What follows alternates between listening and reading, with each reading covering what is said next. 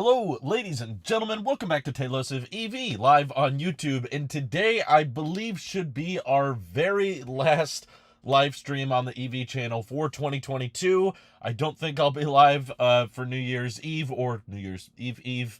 So I thought this would be a good time to kind of recap all of the exciting things that took place in 2022. Probably the biggest year for EVs for me in particular, because I finally took the plunge, bought my first new car of any kind, and very happy with the Model 3 rear-wheel drive.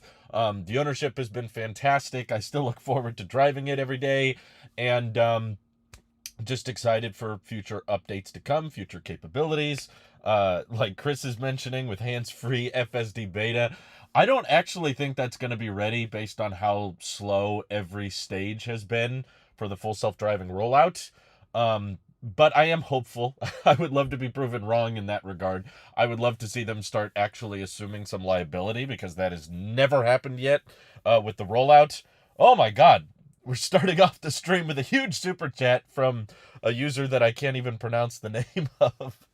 He said, for the next supercharge. Wow, that's very generous of you. Thank you so much for donating. And Hasael was actually first in the stream, so thanks for tuning in. There's the I forgot that emote. Appreciate it.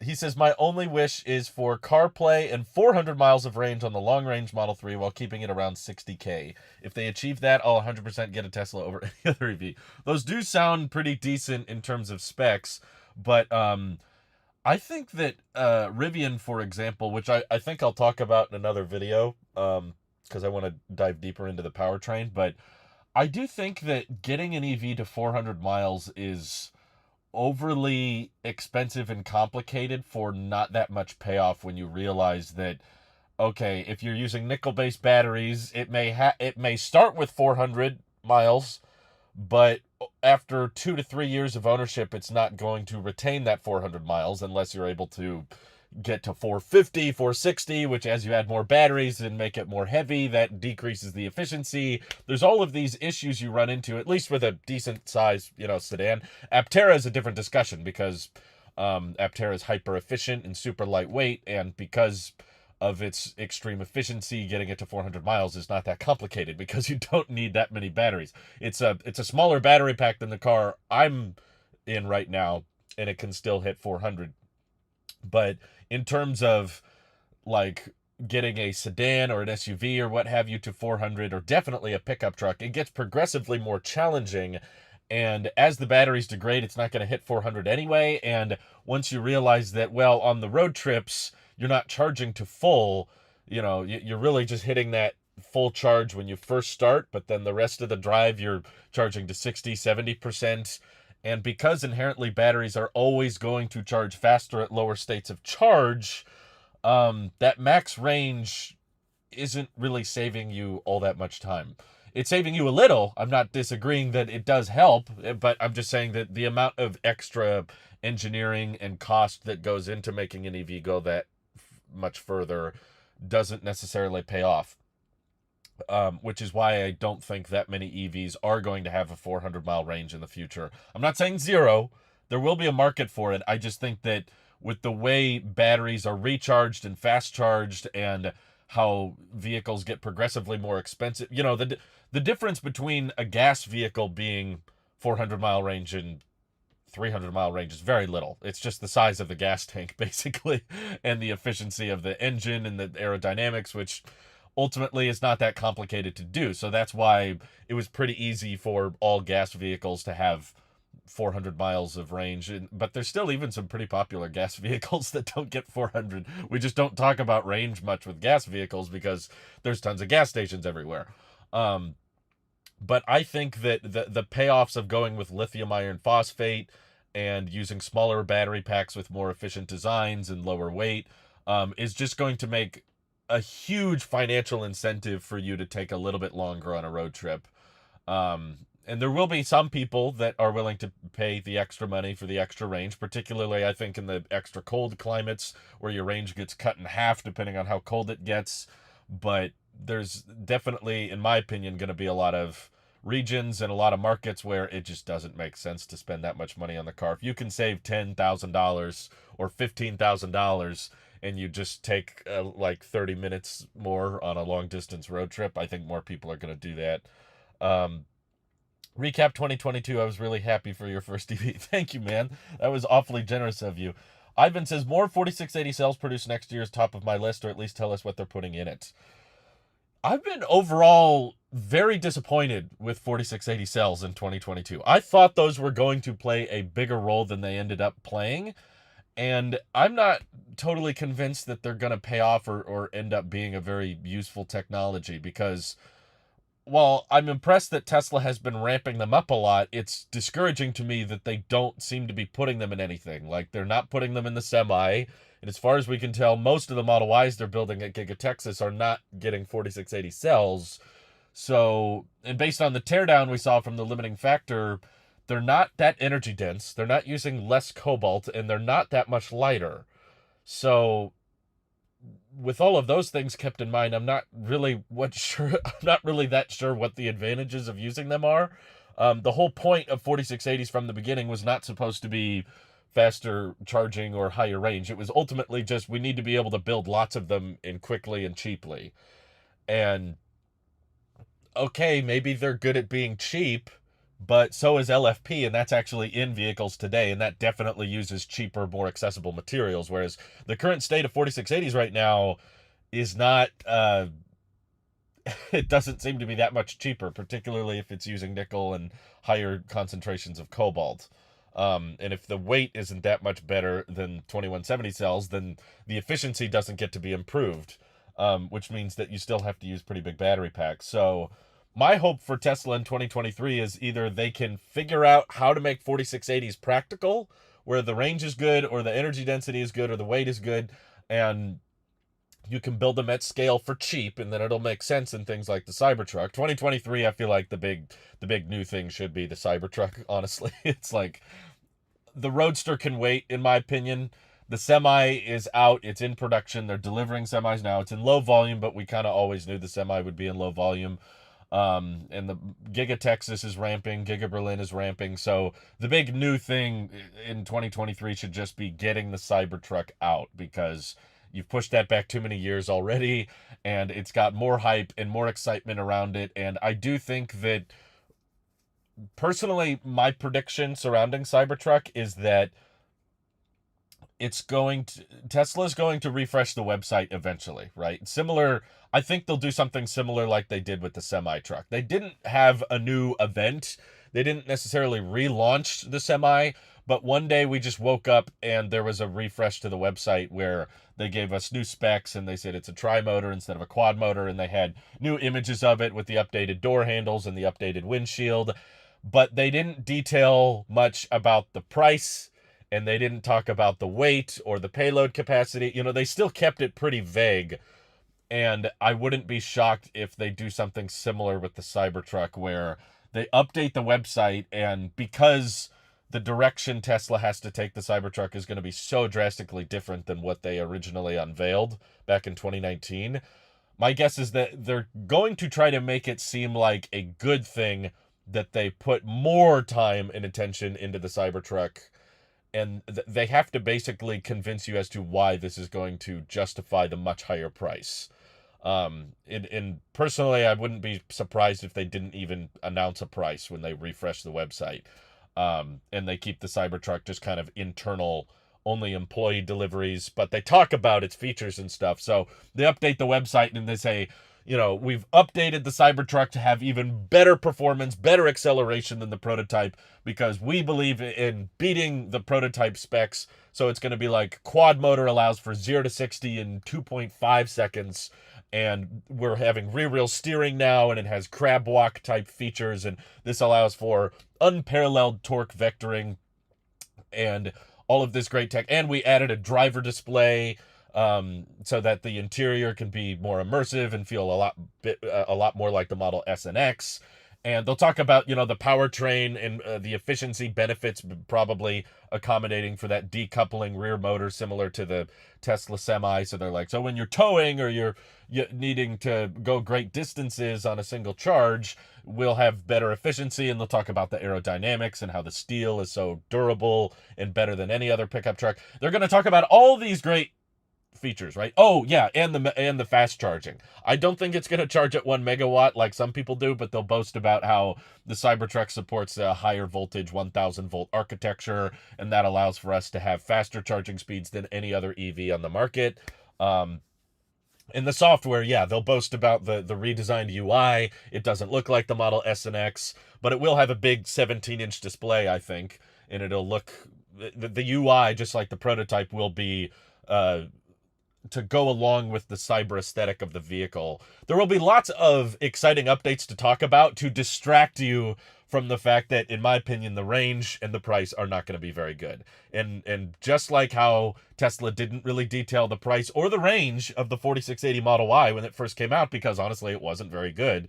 The range was 279 miles, I think, and at battery day, they were saying the 4680 Model Y, this allows for a 5% range increase, 20% range increase, and this is cheaper to build and it's more efficient, and it ended up being a $62,000 Model Y with worse range than the long range.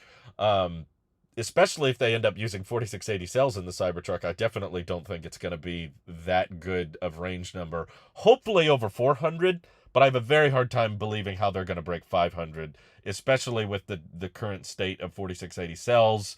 Based on what we see, the chemistry needs to get not just a little bit better, way substantially better than what it is right now for them to get the Cybertruck to 500. It's just going to require a massive battery pack. And I think it's more likely it's going to be sub 400. But again, I don't necessarily think that means it'll be cheap. I just think Tesla knows that the demand is super high and the supply is going to be super low. The biggest misconception surrounding the Cybertruck, I think, is that people expect it to ramp like the Model Y or the Model 3. And it's more so going to ramp like the Model S and X. And a lot of people don't care about that, right? They're just thinking, oh, specs, tell me the range, tell me the price. That's what we all want to know about the Cybertruck.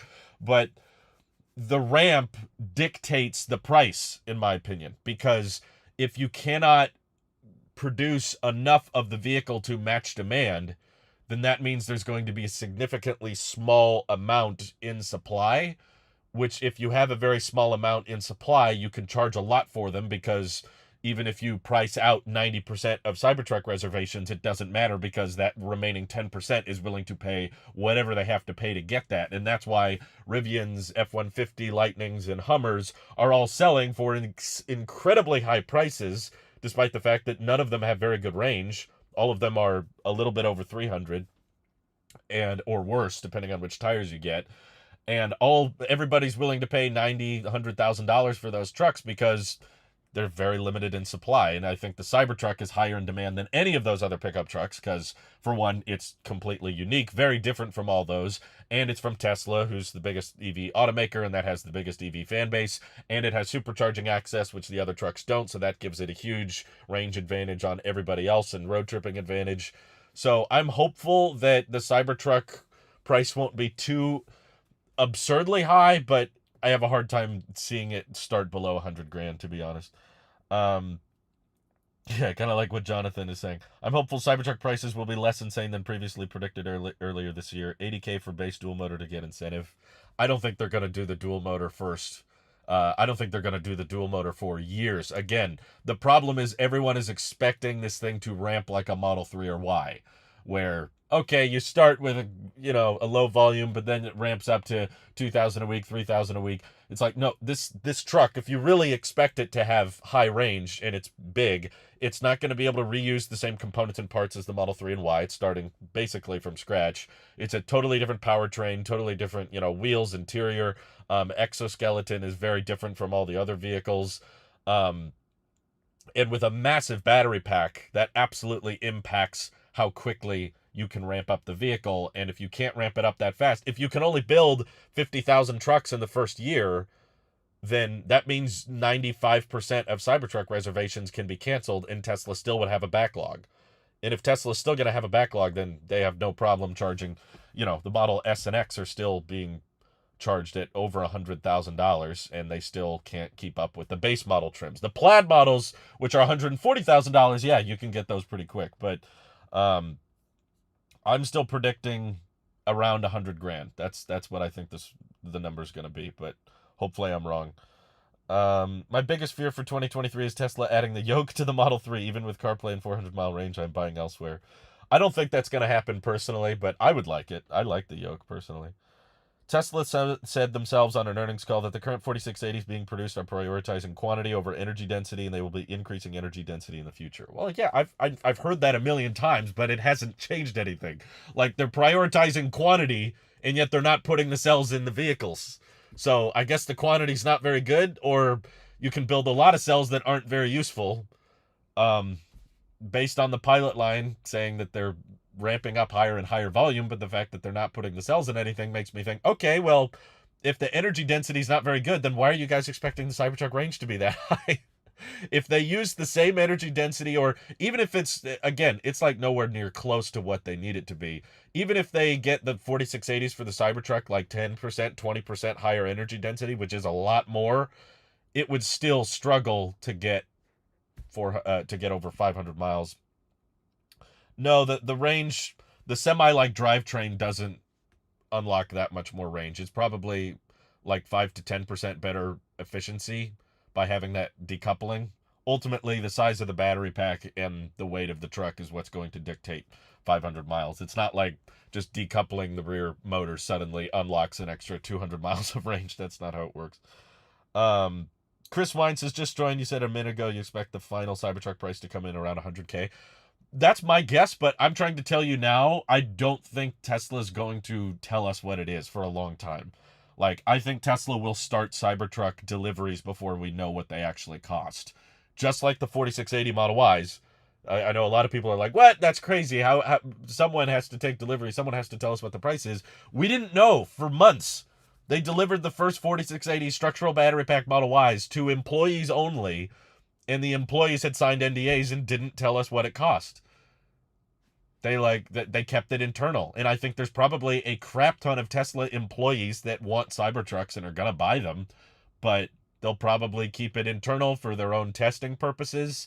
And there's a good chance, I do believe that there will be, again, I could be wrong, but I do believe there will be a Cybertruck delivery event by the end of 2023. I think it could be around December. I don't think it's going to be mid 2023 just because of I watched the factory like a hawk. I watched Joe Techmeyer's coverage. I look at all his pictures, and I know that the Gigapress is not even, all the parts for the Gigapress are not even arrived yet. And then once all the parts arrive, you have to assemble it, then you have to calibrate it and test it. And there's so many steps that have to take place yet, and they're just not there. I'm sorry. I do not see any situation. Tesla would need a miracle for Cybertruck deliveries to begin in 6 months. I just don't see that happening. But I think that because the Cybertruck is going to be so hard to ramp, because of how big the battery pack is and how complicated it is, it's very different from the Model 3. And Model 3 and Y are so basic. Like the Tesla went so like cost effective with the design, and how do we keep it simple? How do we keep it so streamlined? And like basically all Model 3s and Ys, with the exception of this car, they're all dual motor.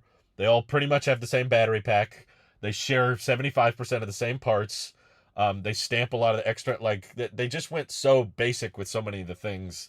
And the Cybertruck's just not going to be that way. You have a bed, you have outlets that you need to plug into. You're going to have a frunk of some kind.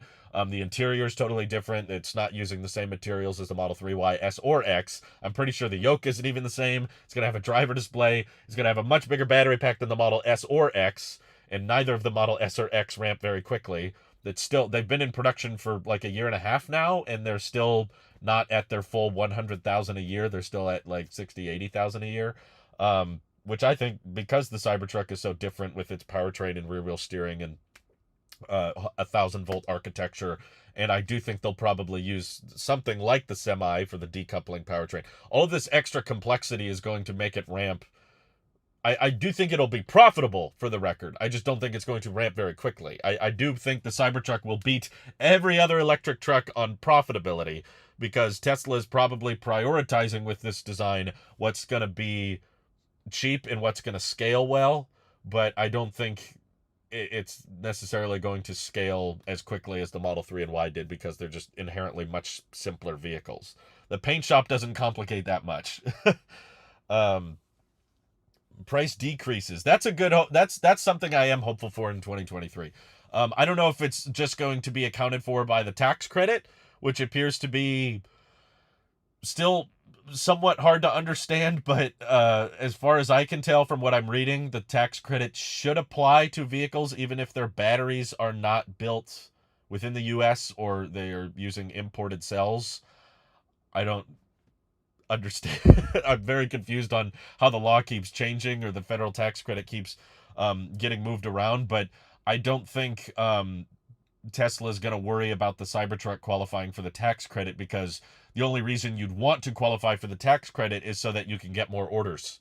And Tesla doesn't need more orders for the Cybertruck at all. Like, not even close. If anything, they probably would be better off losing some people. Um, so I hope that availability of certain EV models, particularly the Model Y, are what's going to reduce prices. That's what I'm excited for. Like, the Model Y is going to continue to ramp in Berlin, which means that there will be less Model Ys needed to import from Giga Shanghai. And as Giga Texas ramps up to 5,000 a week, 6,000 a week, and hopefully near the end of 2023 it can be close to fully ramped around 10,000 a week or so. There will be so many Model Ys on the market that Tesla will be able to match demand, and that hopefully means, but partly and coupled with the recession and less people willing to buy $70,000 SUVs.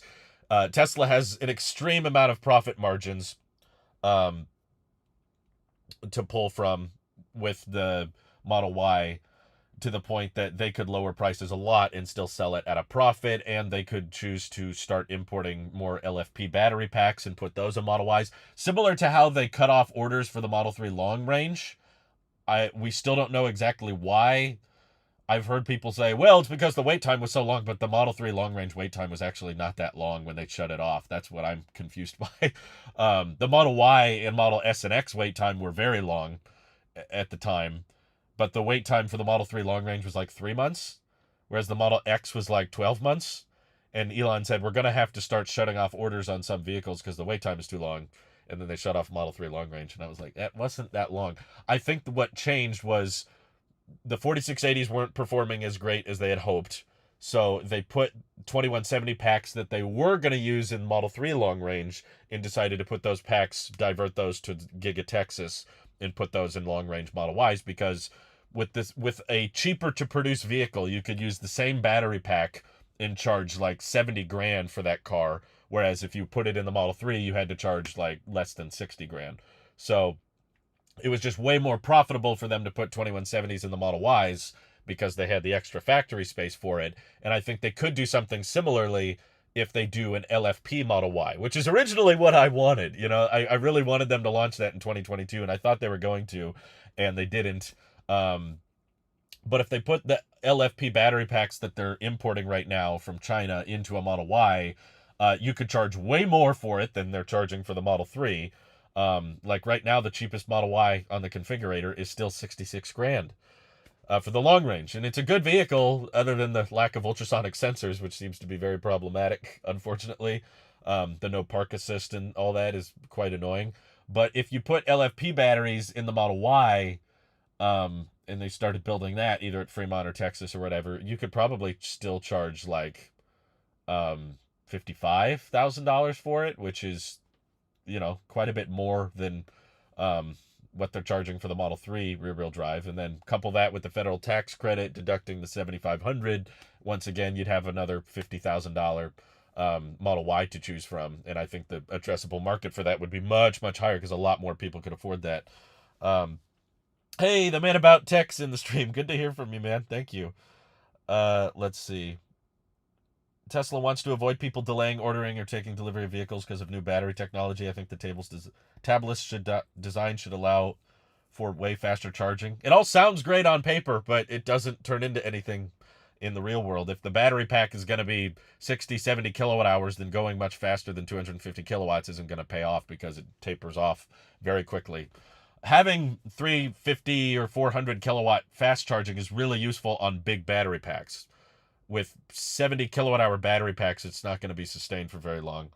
They only have reservations though, not orders. Yeah, but they're paid reservations, and it showed a huge amount of public interest. They're refundable, and I know that people say, well, people will cancel their orders if the price is too high. And I'm like, I know, that's okay, because if, like, even if 50% of people decided to go through with their order that they reserved a Cybertruck with, it would, the wait time would be insane. Like, there's literally over 1 million people still that would want the Cybertruck, and it is not going to be quick and easy for Tesla to build 1 million Cybertrucks. It's not going to be that simple. You can definitely add an add-on battery pack to a Semi even if you stored it in the sleeper cab. That's not the problem. The problem with the Semi that they're facing is not necessarily range, it's the payload capacity. So if you add battery packs to it, that diminishes the payload capacity. So it's not we don't have space for batteries in it. Eric Walker says, so since pricing will change for Cybertruck, will all pre-orders be able to change their preference without losing original FSD locked-in pricing, since dual motor will take be able to change their preference without losing? I mean, that's up to Tesla, but based on the fine print that I've read and the way Tesla has treated FSD lock-in prices in the past, the fact that it's a refundable reservation guarantees you very little, to be honest. The Cybertruck pre-order agreement, the way I've read it, basically means that if Tesla makes the trim that you ordered, they have to honor the FSD pricing. But what I think is very possible, and I would love to be wrong on this, because obviously I want them to honor the FSD pricing. And Tesla's so profitable and they have so much cash in the bank, it wouldn't be that crazy for them to just say, yeah, okay, you can upgrade to the quad motor and we'll still honor the FSD price. They could do that, and I hope they do. But based on Tesla's history, I do have to admit they have not always treated it that way. There were people who reserved, the story that I always reference, I was one of these people. There were people that reserved the Model Y rear-wheel drive before the Model Y entered production. There was going to be a long-range single-motor version that had better range than the dual motor, so that's what most people were ordering, and many people ordered that Model Y with full self-driving back when it was $7,000, and they didn't put down $100, they put down $2,500, but it was refundable. So it wasn't really a commitment. It was, okay, you put $2,500 down, but you can pull it back at any time. And I can, if you don't believe this story, I can tag me on Twitter. I'll show you the news article. But basically, there were a lot of people waiting for that configuration. And Tesla started Model Y production, and they didn't make that configuration. They were just doing the performance and the dual motor long range, because those cars they have a lot in common. Close to the same powertrain, close to basically the same battery pack, just slightly different brakes, slightly different tires, and a spoiler.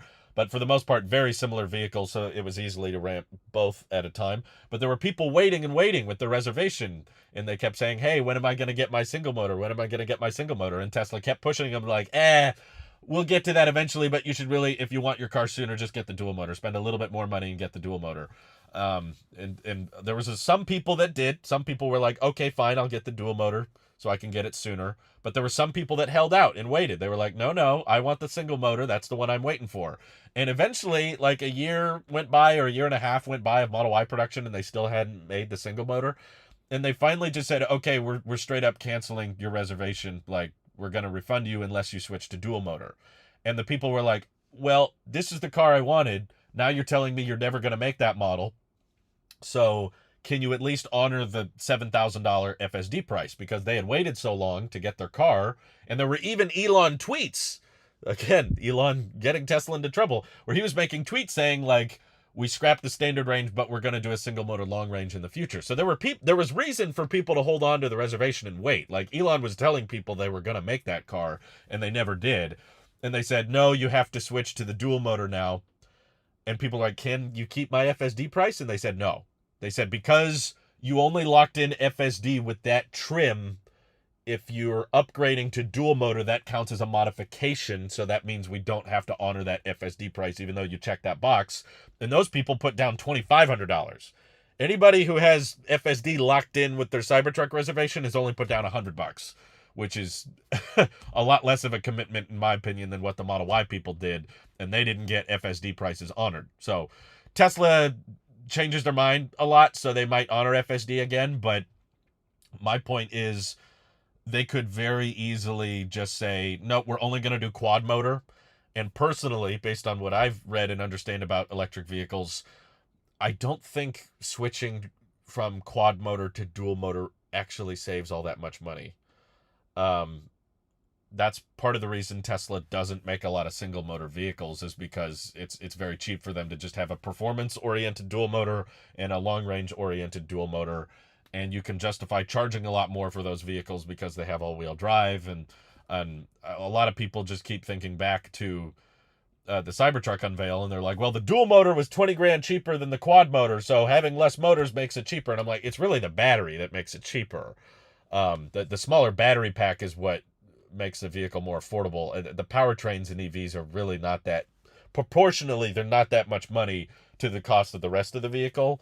So my thought process is Tesla could start with the quad motor Cybertruck, and that way they don't have to honor any FSD pricing, and they'll bug you for years. It could be 2-3 years of production of only quad motor, and you keep saying, then we'll all be waiting, when is dual motor coming, when is dual motor coming?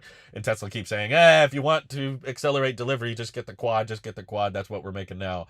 And then 2 or 3 years could go by, and they're like, okay, we've built enough of the higher trim Cybertrucks, we're kind of catching up on the current supply for a $100,000 truck, so now let's lower the price, make a cheaper model, but then they just use a smaller battery pack, but it still has quad motors. Now it's a 300-mile range instead of 400 or whatever they start with, or a LFP Cybertruck or something, or I don't know how they could do it, but there's solutions, and not solutions, but there's annoying business ways Tesla could get out of not honoring the FSD price. So I mean, based on the way Elon's talked about it, I don't think that anybody who put down a refundable $100 has locked in much.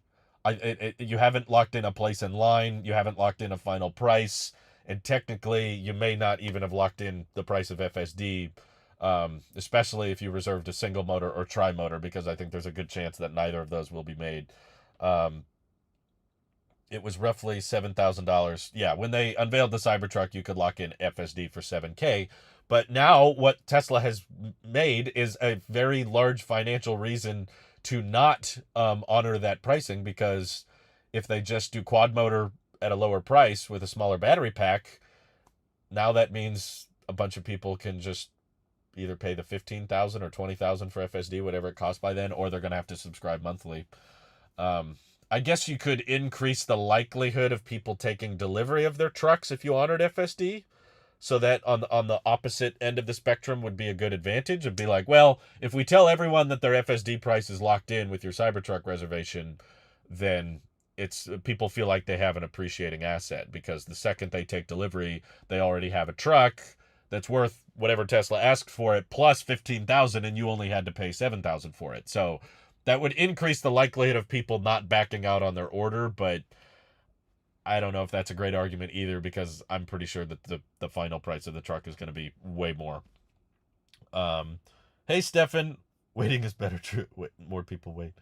There's advantages to waiting and there's disadvantages to waiting, honestly. Like, I see that prices are going down and that there's the federal tax credit coming, and part of me is like, oh man, Drew, you could have saved a couple grand if you went. I mean, when I ordered my Model 3, it was cheaper than it is now, so it wouldn't be a $7,500 savings. They raised the price of my Model 3 $2,000 after I ordered, so it would be closer to a $5,500 savings if I would have waited. But then all of the road trips we took, we would have been paying more for gas, and I saved, did the math on it, roughly $500-$600 in gas by not waiting. So I guess it would have been around $5,000 saved. But on top of that, when I ordered my car, we got ultrasonic sensors and we got park assist. And also when I ordered my car, we had standard connectivity for life. Now, new Teslas don't come with standard connectivity for life. After 8 years, you're going to be either stuck in the water with navigation or phone key not working, or Tesla's just going to require you to pay $10 a month for premium connectivity. I don't know what they're going to do about it, but all I know is that there was a very noticeable shift in what was promised with Teslas at the beginning of this year when you ordered versus now. So I'm grateful that I have park assist. I use that quite a bit, and I'm grateful that I have standard connectivity for the life of the car.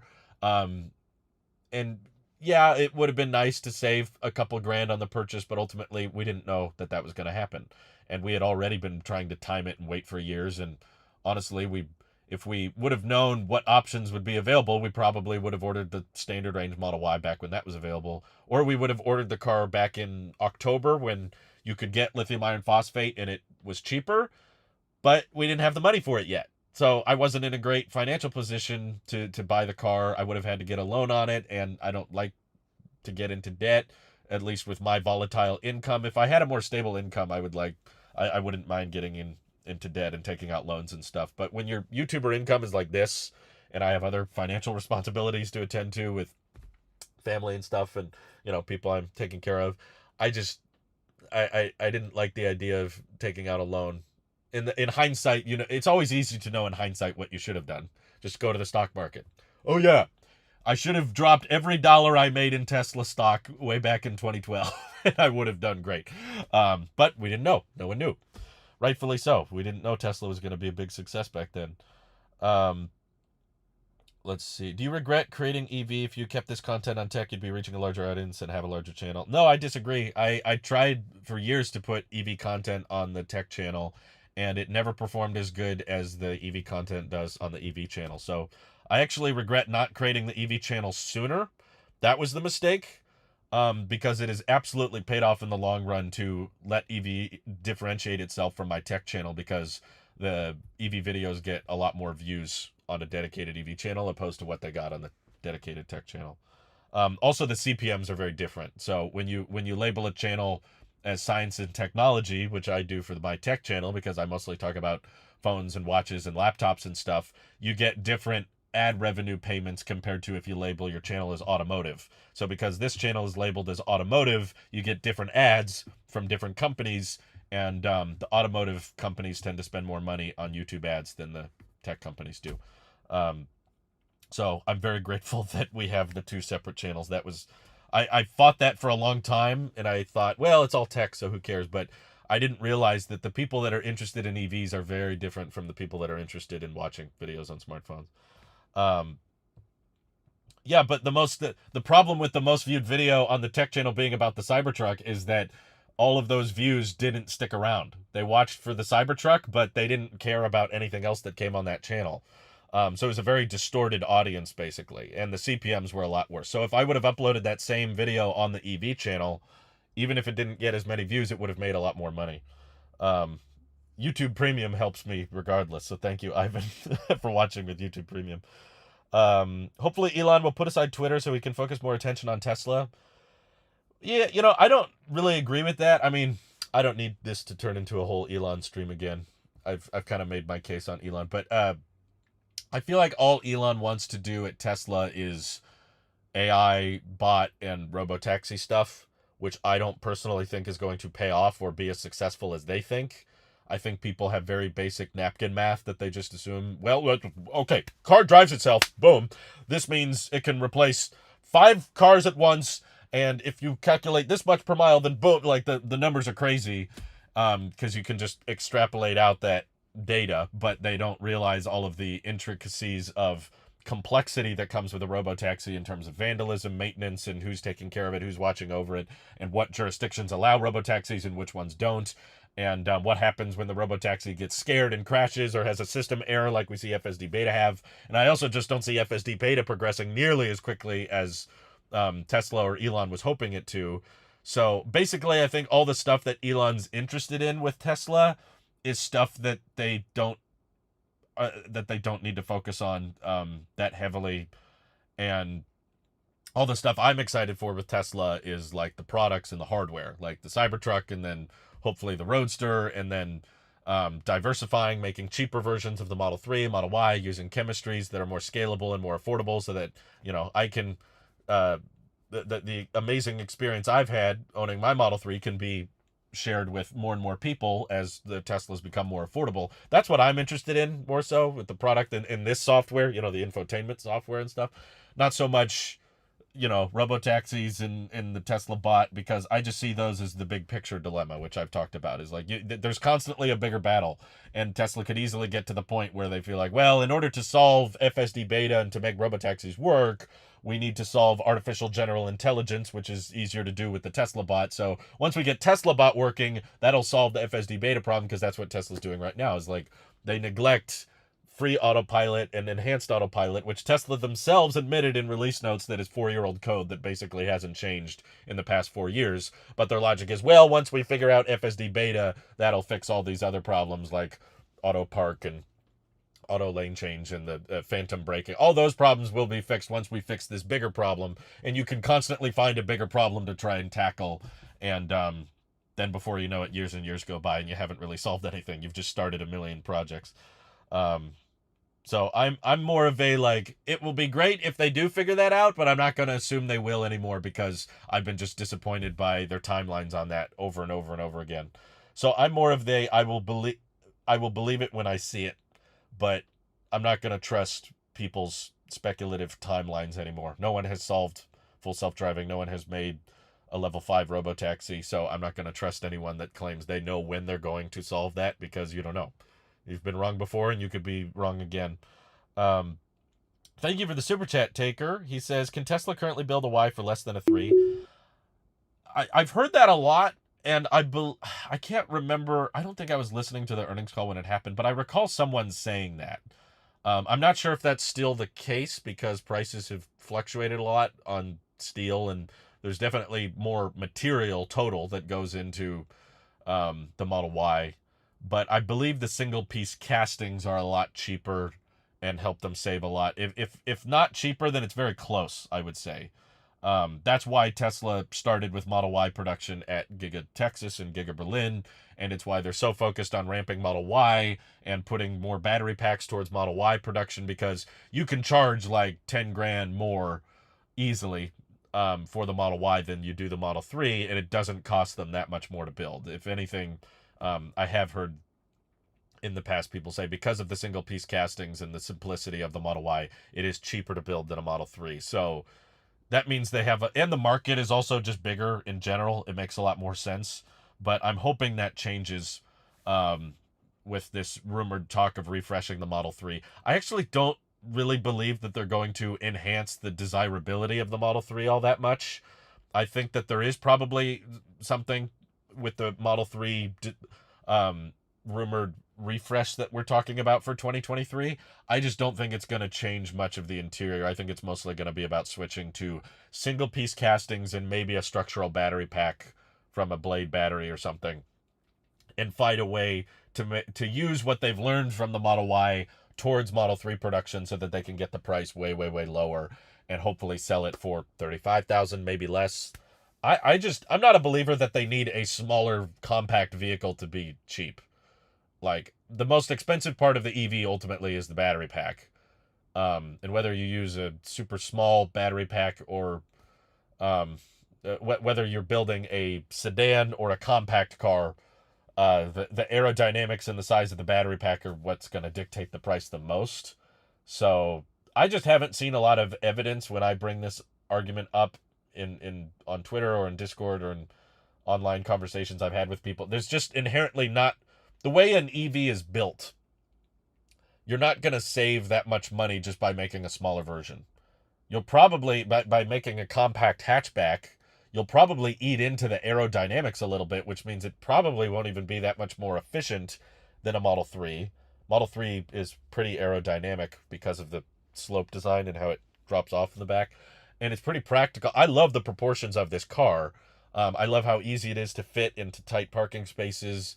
And I love the aesthetic of it, I think, is great. And I love the aerodynamics, and also the swoop on the hood that goes down a lot improves with visibility. Like, you can see pretty easily when you're pulling into a place, into a tight spot.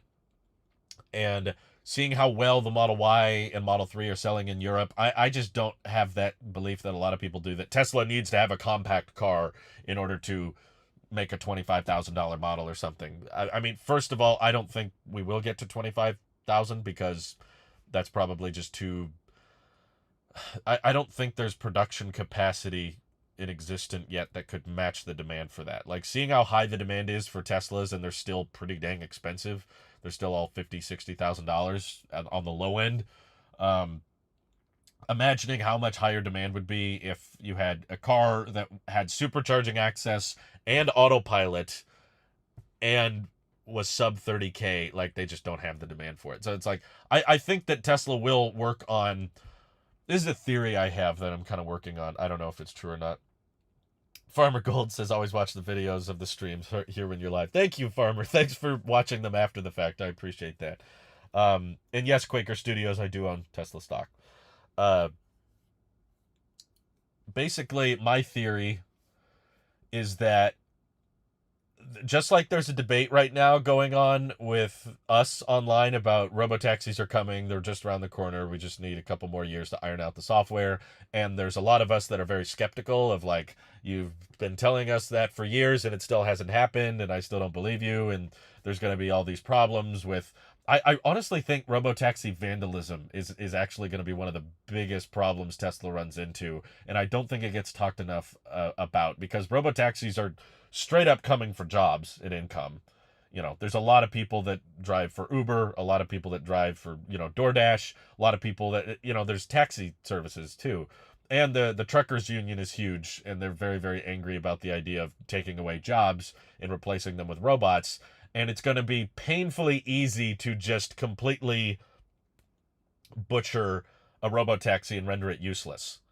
For one, interior, that's something I'd be concerned about, turning my vehicle into a robotaxi, is I don't know what strangers are going to be doing in my car. Are they going to be leaving stuff behind? Are they going to be throwing up? Are they going to be, they wipe their butt very well in my white seat? I just don't like the idea of my car driving around strangers, even if it makes me a little bit of money. It's like, okay, now my car is being treated like a public utility.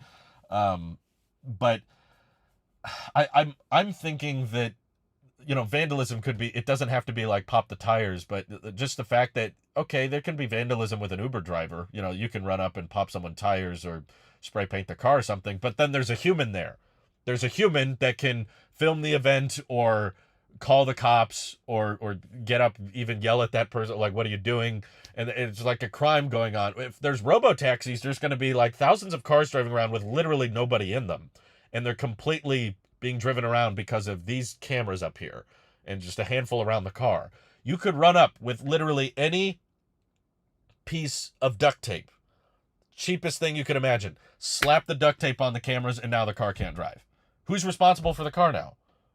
Who's gonna look after it? Like, who's gonna call the tow truck? Who's gonna come save the car, get the duct tape off? I've heard some ideas, like I brought that up with Warren Redlick, who's more of a hyperbole, and he was saying, like, Tesla could build in this software feature where you, like, encourage people to fix a problem like that. Like, his is less drastic. Like, he was like, what if someone gets out of a robotaxi and they forget to close the door?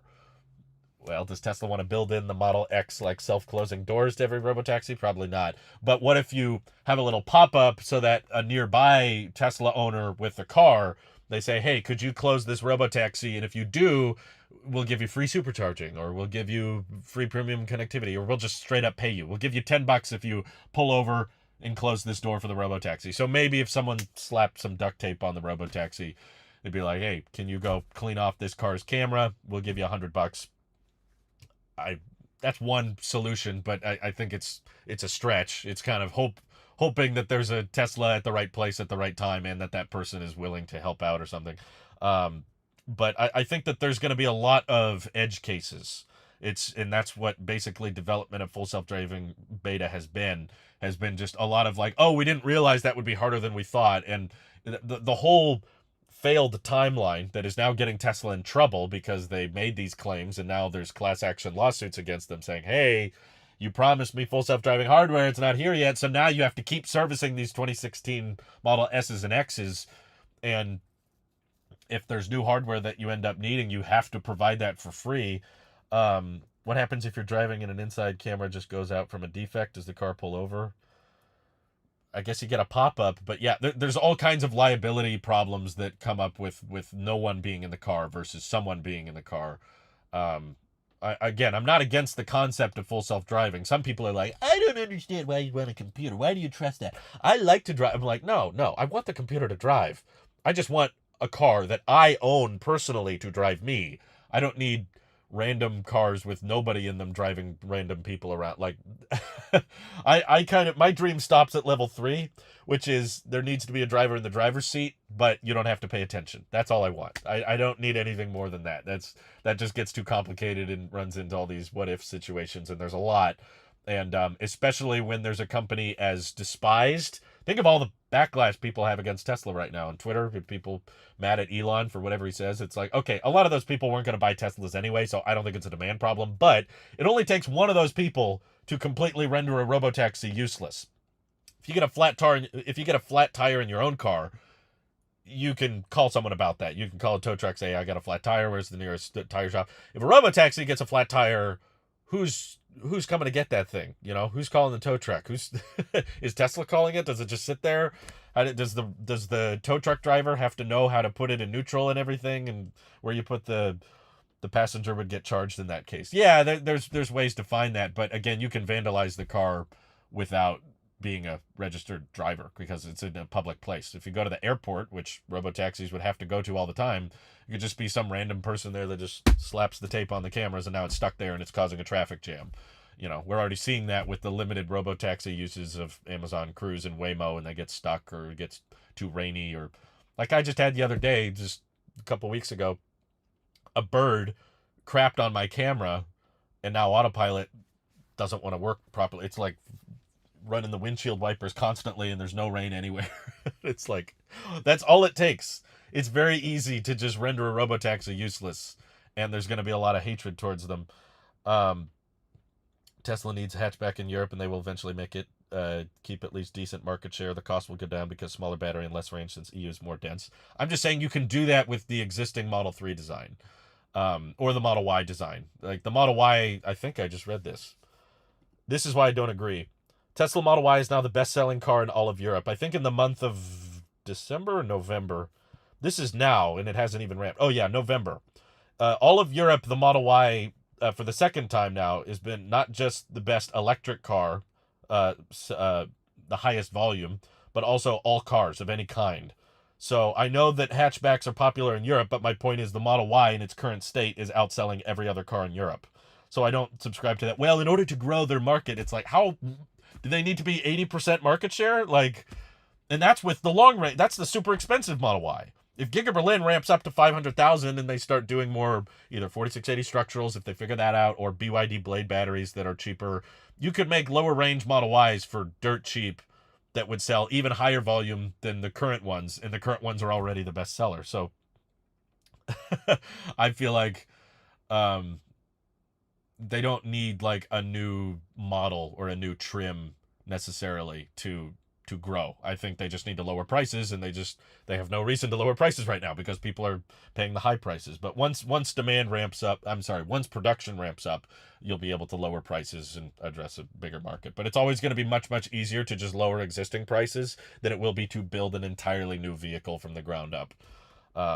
Hopefully one day Tesla just decides, hey, we need 80% market share in Europe, so we're going to design a smaller version of the Model Y that's $25,000 and basically just going to drive everybody else out of business. But I don't think they need to. They have 3 variants in Europe. I think they technically have 4, but do I think FSD price will increase next year? That's a good question. I'm not really sure about that. I feel like there's got to be a point where even if the features are good, if it's too expensive and the take rate is super low, I actually think they might reach a point where they stop asking full price for it. It just, every time they raise the price, the take rate must go down a little bit, right? Like the number of people that are willing to spend $10,000 on full self-driving is probably a bit higher than the number of people willing to spend $15,000. At least you would think. So if they raise it again to $18,000 or $20,000, it's like, how many people are actually dropping? It's got to go down a little bit each time.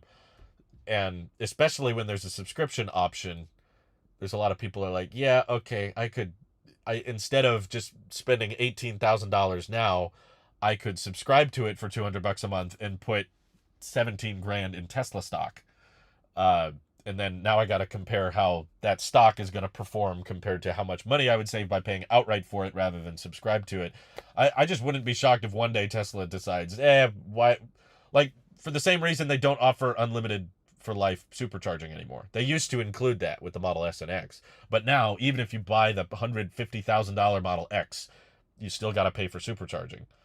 I think they may get to a point where full self-driving just becomes either too valuable or so expensive that the take rate is so low that they just say subscription only. You can only subscribe to it. I feel like we're probably not that far away from it now based on the people I've talked to. A lot of people are subscribing to it, overpaying outright for it. Neil Pitts, hey, thank you so much for the super chat. Did you already discuss Model 3 refresh for becoming the lower cost model for 2023 at $35K or lower? No, I don't think it'll get that cheap, but we did talk about earlier how I think that the Model 3 refresh will probably not be so much about desirability. I don't think Tesla's too concerned about the interior being too dated. That part of the Reuters report didn't make sense to me, but there's a previous conversation, if you look up the interview with Sandy Munro and Elon Musk, where Sandy basically asks him a great question because Sandy Munro is awesome. And he's like, so you switched all these single piece castings in the Model Y and it's so much cheaper to build and it's so streamlined and so simple. Why don't you bring those things to the Model 3? And he was like, well, we really should, but it's kind of hard to change the wheels on the bus when it's going 80 miles an hour. Basically, Model 3 was Tesla's bread and butter, because during the Model Y ramp up, it wasn't profitable yet. And they were like, since we got to focus on Model Y ramping and we're trying to get, there's a cat walking up to the car right now. I'm tempted to fart at it. Should I fart at it? Oh, why does it start playing music? These cats love walking at. Now he's looking at me. Oh my God.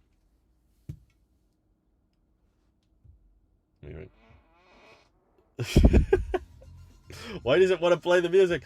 No! Shush, I'm going to get copyright claimed. These cats love running all over my car.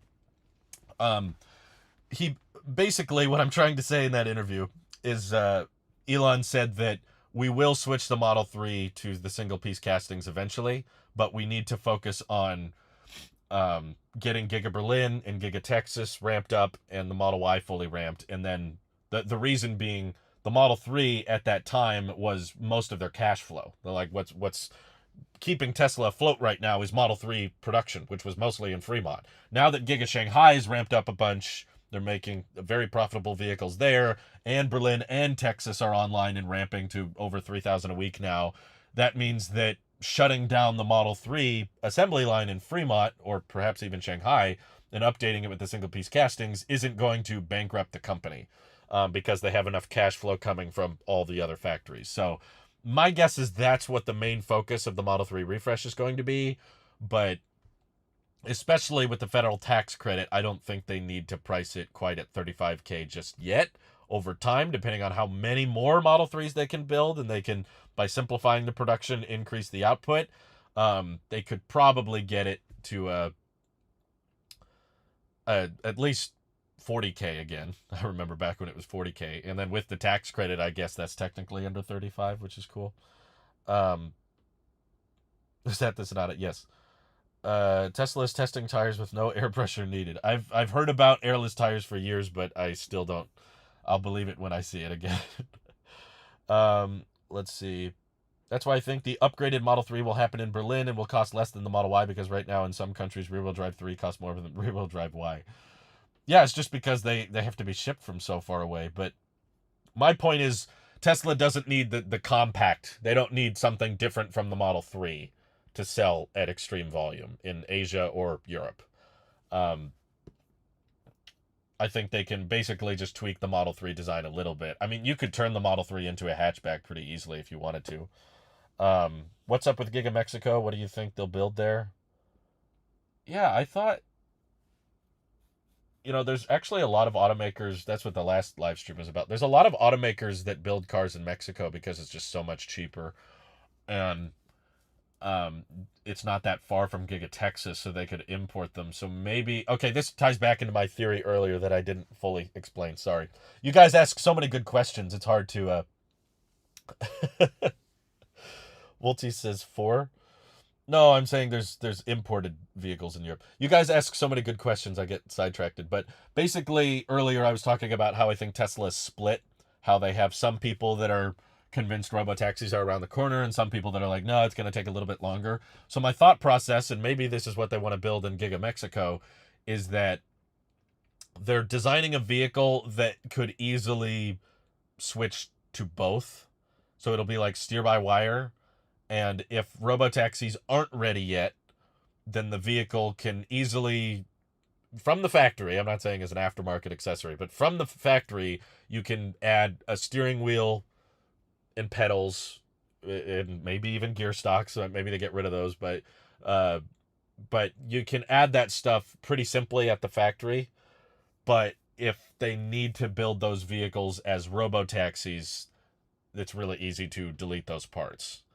I don't really think the Model 3 and Y. I've heard stories that Elon originally wanted the Model Y to not have a steering wheel or pedal, but they're still not steer by wire and they're still not brake by wire. So inherently, like the way the chassis was designed, especially with the hatchback and stuff and the big display up here, I think that from the beginning they were meant to be owned and driven.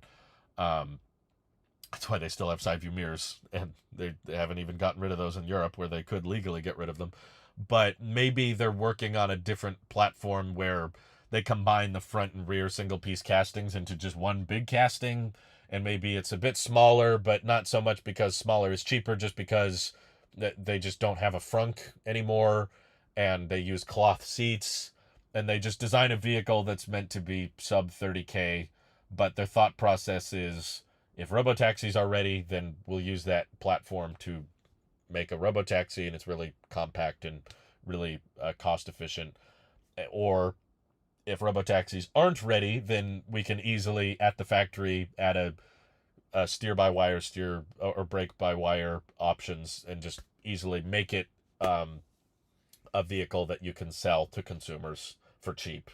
And maybe that's their plan in the long run, because I have seen them in both interviews and earnings calls talk about how they're working on the next generation that comes after the Model 3 and Y, and how that's supposed to be half the price, require half the square footage of the factory, and produce twice as many vehicles. And I imagine that's all going to be rear-wheel drive only, LFP only, probably pretty small, pretty aerodynamic. And I'm sorry, the design can't be that drastic when aerodynamics kind of only enable so much flexibility in terms of design. So something else I was thinking about the other day, because I was listening to one of the Twitter spaces Elon did.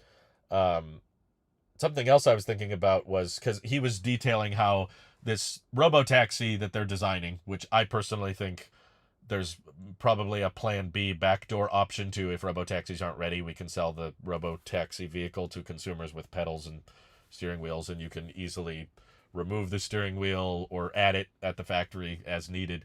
But he said that their focus with that vehicle is just getting the lowest cost possible, which makes me think, like, what if they take some of what they learned with the Cybertruck of like having a no paint design? Like, could they figure something out where it uses more, maybe similar to Aptera? The Aptera doesn't use any paint. It uses composite on the outside, which you could get the composites in specific colors, and maybe it doesn't need, because if the robotaxi, you don't need to sell people on it, right? It's not a vehicle that you're trying to sell. It's just a ride. It's just something you sit in for a little while as it drives you to wherever you want to go. Why focus so much on the aesthetics, right? That's what I was trying to think about. Is like, if the whole focus on the robotaxi vehicle, which again I'm saying could end up being a vehicle they have to sell because the software is not good enough, why not make something that is kind of ugly intentionally, but then people will learn to love it because it's ugly, and that makes it cheap or something? It would be interesting to see a paintless small Tesla, and maybe because it's a robotaxi, they don't even have like the vision I have in my head is kind of like the Apple Magic Mouse. Not exactly like that, but it's like, okay, there's only so many different ways for you to design an aerodynamic car that can sit a reasonable amount of people. But what's something that should be noted of Robotaxi doesn't need to prioritize cargo space as much because it's not going to be owned. And if you're riding in a taxi, you're less likely to need as much crazy storage space. So that makes me wonder if, like, do they even need a trunk? Or could you imagine if you didn't have that flat space behind the second row? It's like, I'm not saying you can't bring things in the car. It's just, do you need a separate compartment for those things? If you're just bringing suitcases on your drive to the airport, kind of like how you would ride on a bus or a train, there's just a little bit of the section of the car where you can put your stuff, where you just kind of hold your stuff right in front of you. But the design I have visualized, which I haven't quite seen anybody design, Apple Mouse's design over function. It is, but aerodynamics, the Apple Magic Mouse is surprisingly aerodynamic, which doesn't matter with computer mice, but it will directly impact how big the battery pack needs to be in the car, is the aerodynamics of the vehicle. So what I'm visualizing is basically take the front half of a Model 3, ignore the back half for a second, just the front half, and basically mirror that both ways. So it could have like suicide doors that open this way, so it's easy to get in. And if it's a Robotaxi, you wouldn't even really need all the seats to be facing forward. For safety reasons, it's actually better for you to be facing the other way, because you don't get whiplashed if the car's in a collision when you're sitting backwards. You just get pushed back into the seat. So there's actually less injuries involved. So my thought process was similar to how the second row has 3 seats. It's kind of like 2, but there's the armrest that you can fold down if you don't need that middle seat, but you can fold it up if you really need it. Is you have that second row, 2 of those rows, and they're in the middle. So the passengers are facing, if you get in the front row, you face that way. If you get in the back row, you face back. That way you could fit in a vehicle smaller than a Model 3, 6 people. And if you got rid of that needed separation where the trunk is, there'd be enough room to just kind of carry your bags, or maybe keep bags in between the 2 rows. And that way you could fit a lot of people, and it would be really cheap and probably not have very comfortable seats. And Robotaxi probably wouldn't even need a display. I think Tesla would just say, do everything through the mobile app.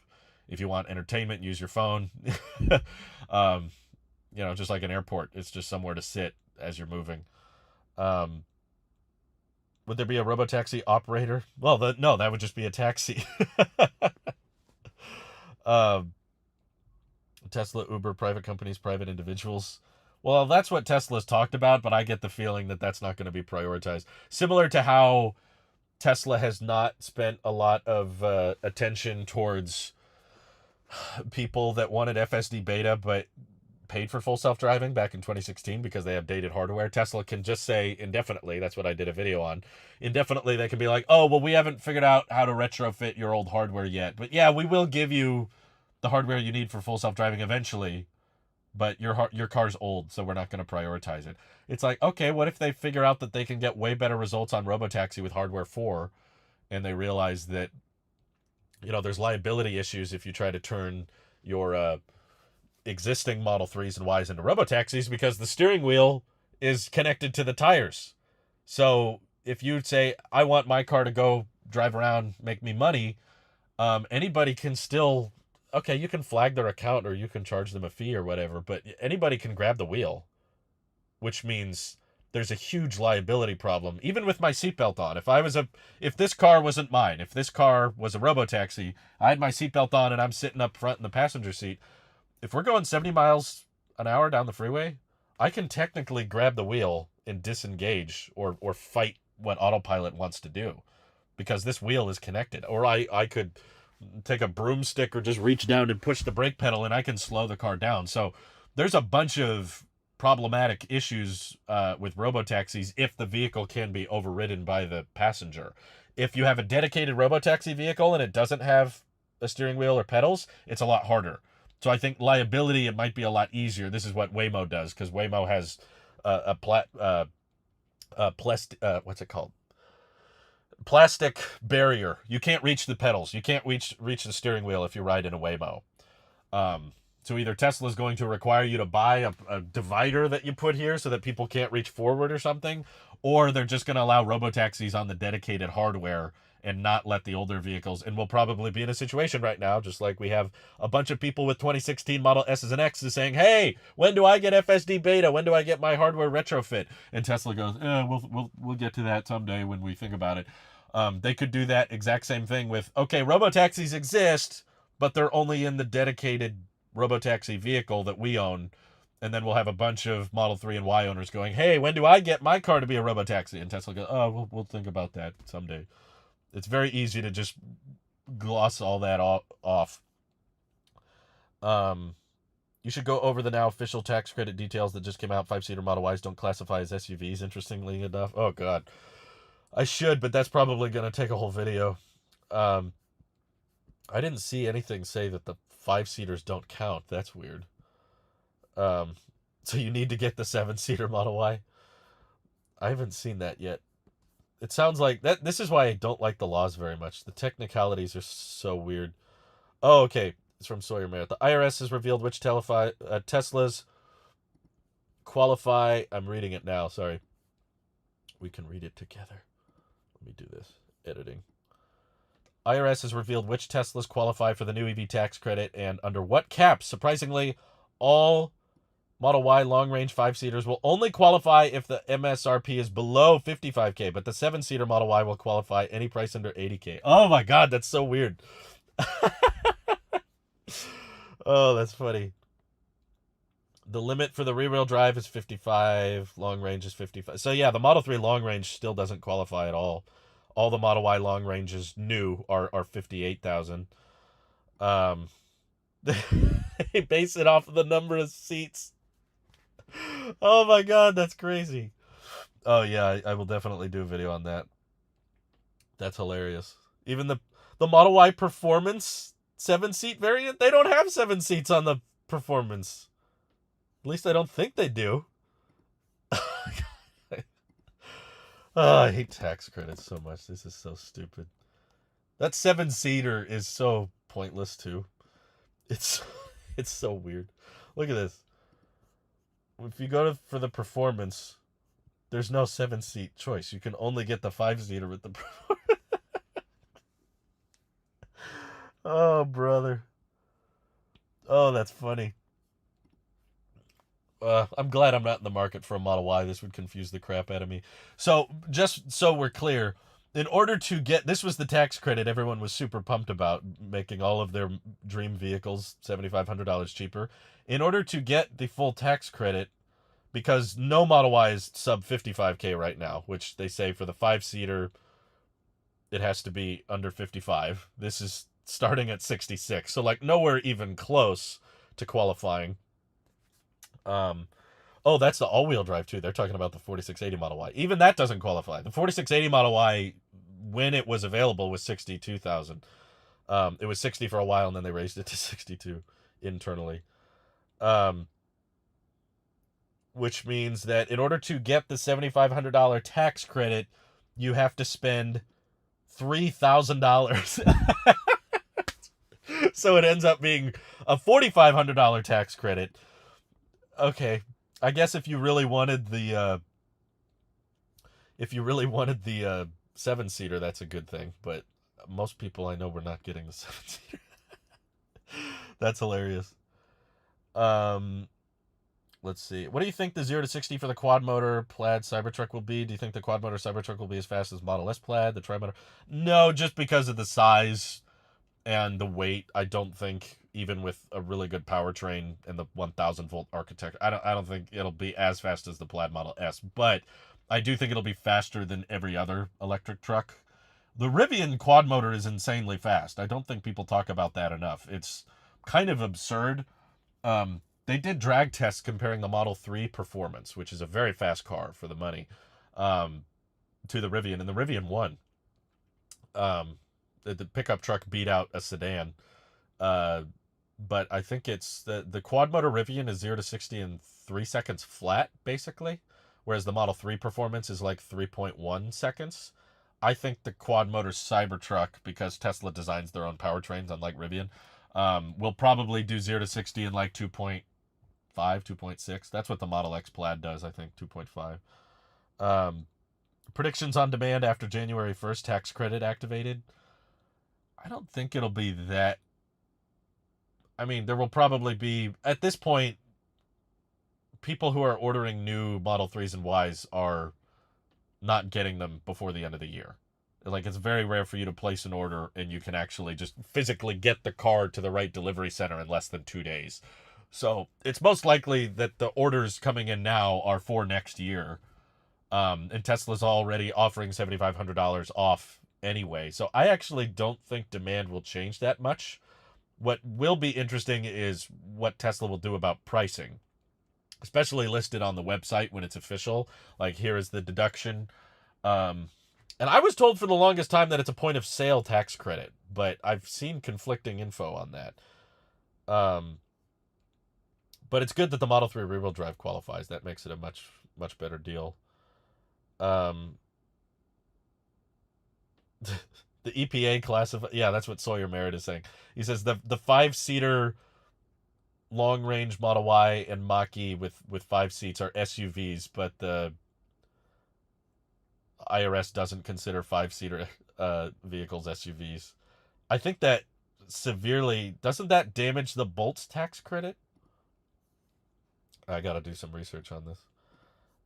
Where's GM? General Motors. Why is it not here? Rivian. The limit is 80K. I think there might eventually be some R1Ss under 80K. Am I blind or am I just not seeing it? I don't see Jeep brand. That's funny though. Subaru listed. Model 3. Yeah, so the rear-wheel drive qualifies, but up to 7,500. So is it reduced or just completely gone if you don't reach those prices? So, like, does that mean the Model Y 5-seaters basically get no credit at all? In which case, this is not that big of a tax break as we thought it was going to be. Because you have to buy a third row option, which costs an extra $3,000. So it's more of a $4,500 tax credit. Okay, cool. $4,500. I mean, I'll take it, but... And I think it does have the tax credit does have an income limit. Yes, but it's pretty high. You have to be making quite a bit to not qualify. Let's see. If you had the ability to manufacture an EV, what would the size be, seat count, range, charging 0 to 60 colors, and what would your mission statement be? It's basically exactly what Aptera is. Like, I really care about efficiency, and I always wanted solar on vehicles, so Aptera is basically a company dedicated to making the most efficient vehicle possible, and that's what I want. That's what I'm excited for, and I hope they succeed. I know they're funding dependent right now, but yeah, essentially the Aptera, that's what I would do if I was making a EV or I was making my own company. I would definitely eventually want to make larger versions that sat more people, but I would start with what they're starting with right now, which is the 2-seater, 3 wheels, solar, super aerodynamic, super efficient, and use the Tesla connector, which they're doing. They're using NACS. So, solar, just buy the Lightyear Zero. Oh yeah, it's only $200,000 or something. Yeah, no thank you. This feels quite Tesla targeted. I don't agree, actually. I think this is really damaging to most EV crossovers. Well, I guess not really, because the limit's 55K and ID4. There's a lot of electric crossovers that would still qualify if they start under 55. But I guess that limit kind of encourages all of these other companies, because there's a lot of Model Y competitors that don't even offer 7-seat options. But most of them are under 55K, so I guess it does feel a little Tesla targeted, but I don't care. I don't think tax credits have as big an impact as people think they do. Let's see. What's the least expensive EV in the USA? The Bolt, isn't that like 17K after subsidies? I don't know why is it not listed on the website. You guys not see the Chevy Bolt listed? I see Nissan, Mercedes, Mazda, Kia, Ford Motor Company, and Audi of America, but I don't see GM here. But I guess if the Bolt, the Bolt is sub, yeah, basically the Bolt is sub 55K, so it would qualify. Um, in 2022 or before, the credit was determined under different criteria. Um, I believe the Bolt should get the full tax credit, in which case, yes, to answer your question. It's been that way for a while. Aptera wouldn't qualify since it's an auto cycle under this, right? Yeah, I don't think they do qualify, but I did even without subsidies, it's still cheaper than most other EVs, particularly for the range. I love the Aptera vehicle design. It would be perfect for city and rural riding. I think it'd be great for long distance with that kind of range. Um, if the 4680s are not going into any vehicle today, I think Tesla's stockpiling them for the Cybertruck. If they are, that means that the range is just not going to be very good because the energy density of 4680s today is just kind of lackluster. And it's very early, in my opinion, to be stockpiling. It's not impossible, but it's just they don't even have the Gigapress assembled yet, and that's a long process. I think a lot of people are forgetting that.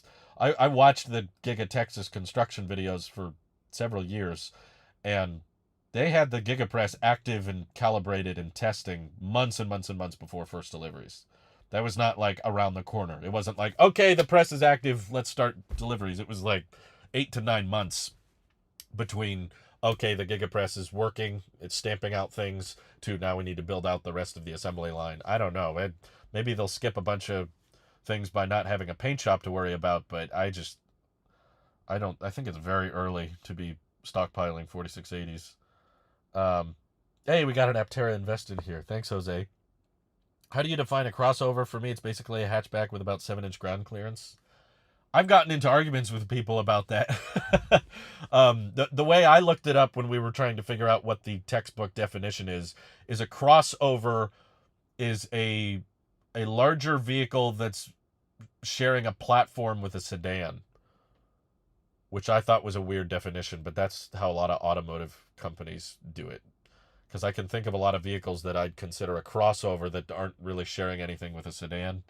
I guess you could argue the ID4 is sharing a platform with the ID3 kind of, but the Mach-E doesn't really have a sedan that it's a coupe, but it's just so much different between the gas Mustang and the electric one. Um, wasn't it said at one point, don't remember who, that they're using both 4680s and 2170s to make long-range Model Ys in Texas? Yeah, they said that, but they didn't give us on the last earnings call, they did mention that, but you notice that you cannot buy 4680 Model Ys on the configurator. And there are news articles written anytime someone is offered accelerated delivery, and there has been no accelerated delivery offerings in the past 6 months for you can buy the standard range Model Y to get your car sooner. Now, all the Model Ys being delivered are long range, and they all have 2170 cells in them. So my guess is if they are building 4680 Model Ys, they're not building that many. And if they are building them, they're keeping them for internal use. Only Tesla employees can buy them because they're not available in existing inventory, and they're not being offered as an accelerated delivery option like they used to be. So, and people, when they went to the shareholder meeting at Giga Texas, said that all the assembly lines that used to be building 4680 Model Ys are no longer building them. They're all building 2170s now. So, if they are still building both, it's very few. Look at what I tagged you on Twitter. This is why Tesla is the Apple of EVs. I gotta find it here. Which, you gotta tag me with the EV account. That's what I'm in EV mode right now. But yes, I agree. Apple is I'm not even seeing it on either account. Tesla is the Apple of EVs in many ways. But surprisingly, a lot of people that don't like Apple that like Tesla, and vice versa. That's why I'm very grateful that I split the channels up. Will they make like a regular cab version of the Cybertruck with a longer bed? I don't think anytime soon. Right now, there's so little availability because there's zero Cybertrucks, and it's going to take a long time just to cater to the standard 6-foot bed, 6-seater Cybertruck.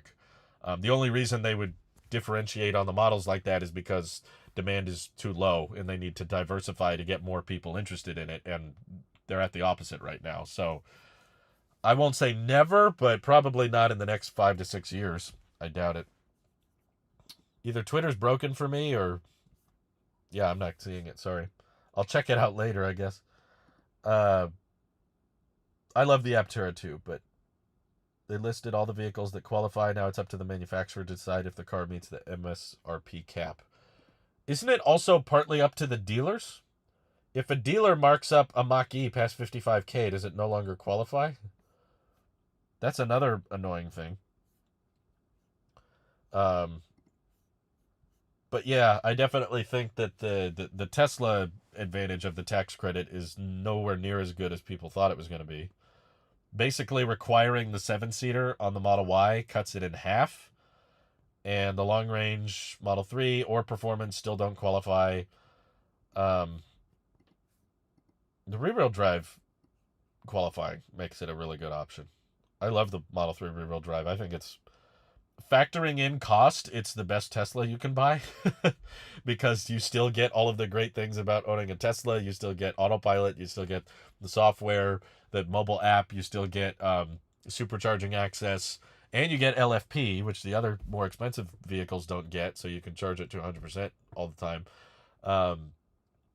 The fact that with the tax credit, it's $7,500 off of $47,000, I believe.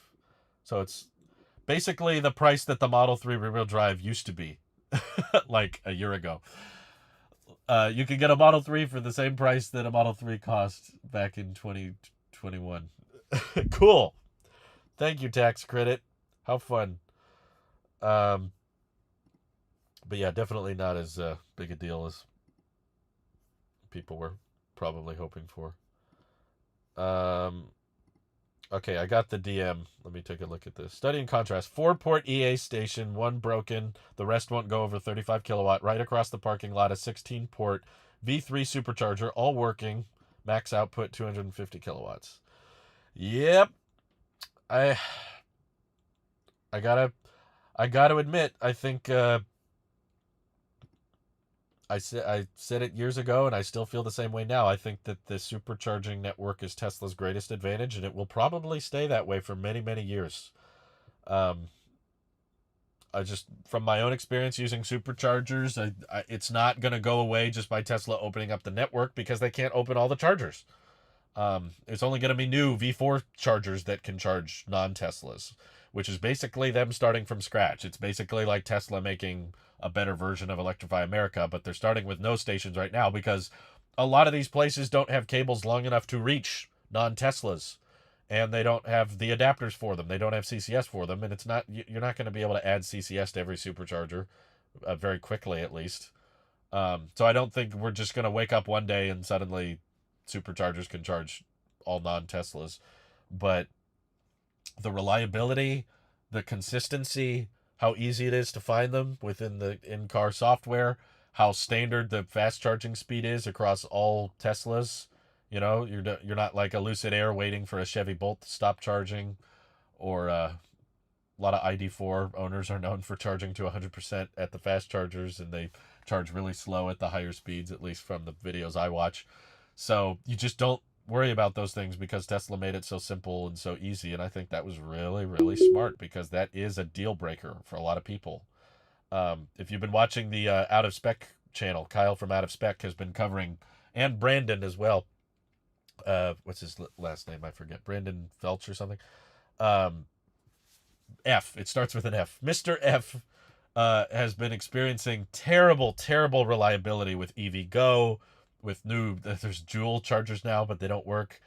And Electrify America, of course, has been incredibly unreliable, and he's straight up saying, like, it is just a bad situation for non-Teslas. He's like, if you want to buy an EV, you basically don't have that many great options other than Tesla. Thank you for the super chat, Taker. He says, very curious to see specs on Ioniq 9 and Kia EV9. I haven't heard about Ioniq 9. I've heard about Kia EV9, but I don't know. To me, they're kind of suffering from the Blazer effect, which is basically all the crossovers kind of blaring together. I mean, it looks kind of cool, but it's not very aerodynamic in my opinion. Um, so it's like, what advantages is that going to offer? I'm excited that you're excited, but I'm just telling you honestly how I feel. I, it's like a roll of the dice. It's like an AI algorithm that's just like, okay, slightly bigger storage capacity, some buttons here, no buttons here, but the charge network is what I would rather see Kia, Hyundai get serious about, because the Ioniq 5 is fine. The product itself is good. There's not a lot of things I would change about that Ioniq 5, but or the Kia EV6. They're great products, but they really got to put more emphasis on the charging experience, both the connector, switch to NACS, and the charging network that they're relying on. That's what's going to bottleneck sales, I think, a lot more than the design languages. Um, with 4680, what would a coupe Cybertruck have for range? Well, that's not very specific, Stones on Fire, because current 4680 batteries are not very energy dense. They're worse with energy density than 2170 cells. Um, and a coupe Cybertruck is just a two-door instead of a four, I guess, but the doors themselves aren't heavy. You'd have to shrink the whole thing. Ultimately, the battery pack is what's going to be heavy. So I would guess not that different. It would probably still be a 300, 400 mile range. You think they'll deploy V4s in 2023? Yeah, they should be. They've already filed paperwork with different cities to build these new V4 superchargers that have the Magic Dock, is what it's called, where the Tesla connector comes out if you're charging a Tesla, or if you're charging a non-Tesla, the CCS connector comes out. They have patents on that, and they've designed it, but I think it's kind of surprising they haven't deployed them already. So hopefully at some point in 2023, sorry. Thank you for the super chat again. The gas pump doesn't have to talk to your gas tank. It's true, but the gas pump also isn't at my house. I know that a lot of people have this belief that EVs need to match all of the exact same use cases of gas cars and all of the exact same specs in order to replace them. And I just don't agree. I think there's just going to be fundamentally different ways we use our cars as they're electric, because there's going to be so much more cost advantages to figuring out how to charge from home, how to road trip, and it's objectively just going to be faster to not charge to full, and that's not the case with gas cars. So it's going to take some relearning and some new habits and some things to getting used to when it comes to the adoption of EVs. I don't think they're going to... We need to get to a point where all charging stops are 5 minutes, just like a gas station stop, and gas stations are all, pretty accessible. You can take any brand of gas car to any gas station and get gas. And because of the communication protocols involved and getting the cars to communicate with the chargers and how fast they charge for and how billing works and the different connectors, unfortunately, because the US couldn't, they couldn't qualify, that the US couldn't, decide on a charge standard. It makes me think that we might, with the adoption of EVs, have a differentiating feature where you buy the car brand based on the charging network. That's not really a thing with gas cars, but I think it might continue to be a thing with EVs. It's like these legacy automakers are not trying hard enough with their charging networks, and they're not anywhere close to catching up with Tesla. They're moving slower, and they have less stations, and they're less reliable, and their connectors suck, which I think is causing more problems than people want to admit. Which makes me think that, if you want to be competitive, you kind of have to do what Tesla and Rivian is doing. Rivian's building their own exclusive charging network. And I know that doesn't sound like Ford doesn't have their own gas stations and stuff. I'm like, yeah, but like Taker said, the gas pump doesn't have to talk to the gas tank, whereas the chargers have to talk to the battery packs. There has to be a communication protocol with how much energy to accept, when it needs to taper off. And that's resulted in issues with Rivians, where Rivians can get bricked, or the charging shuts off because the car is not communicating adequately enough with the charge station, and they're disagreeing with each other. So the Rivian, as a protection feature, just shuts off the charge. The end result that the consumer doesn't care about is just the consumer does care about, which is that, hey, my car's not charging. What's the problem? Oh, I don't know. You got to call Electrify America.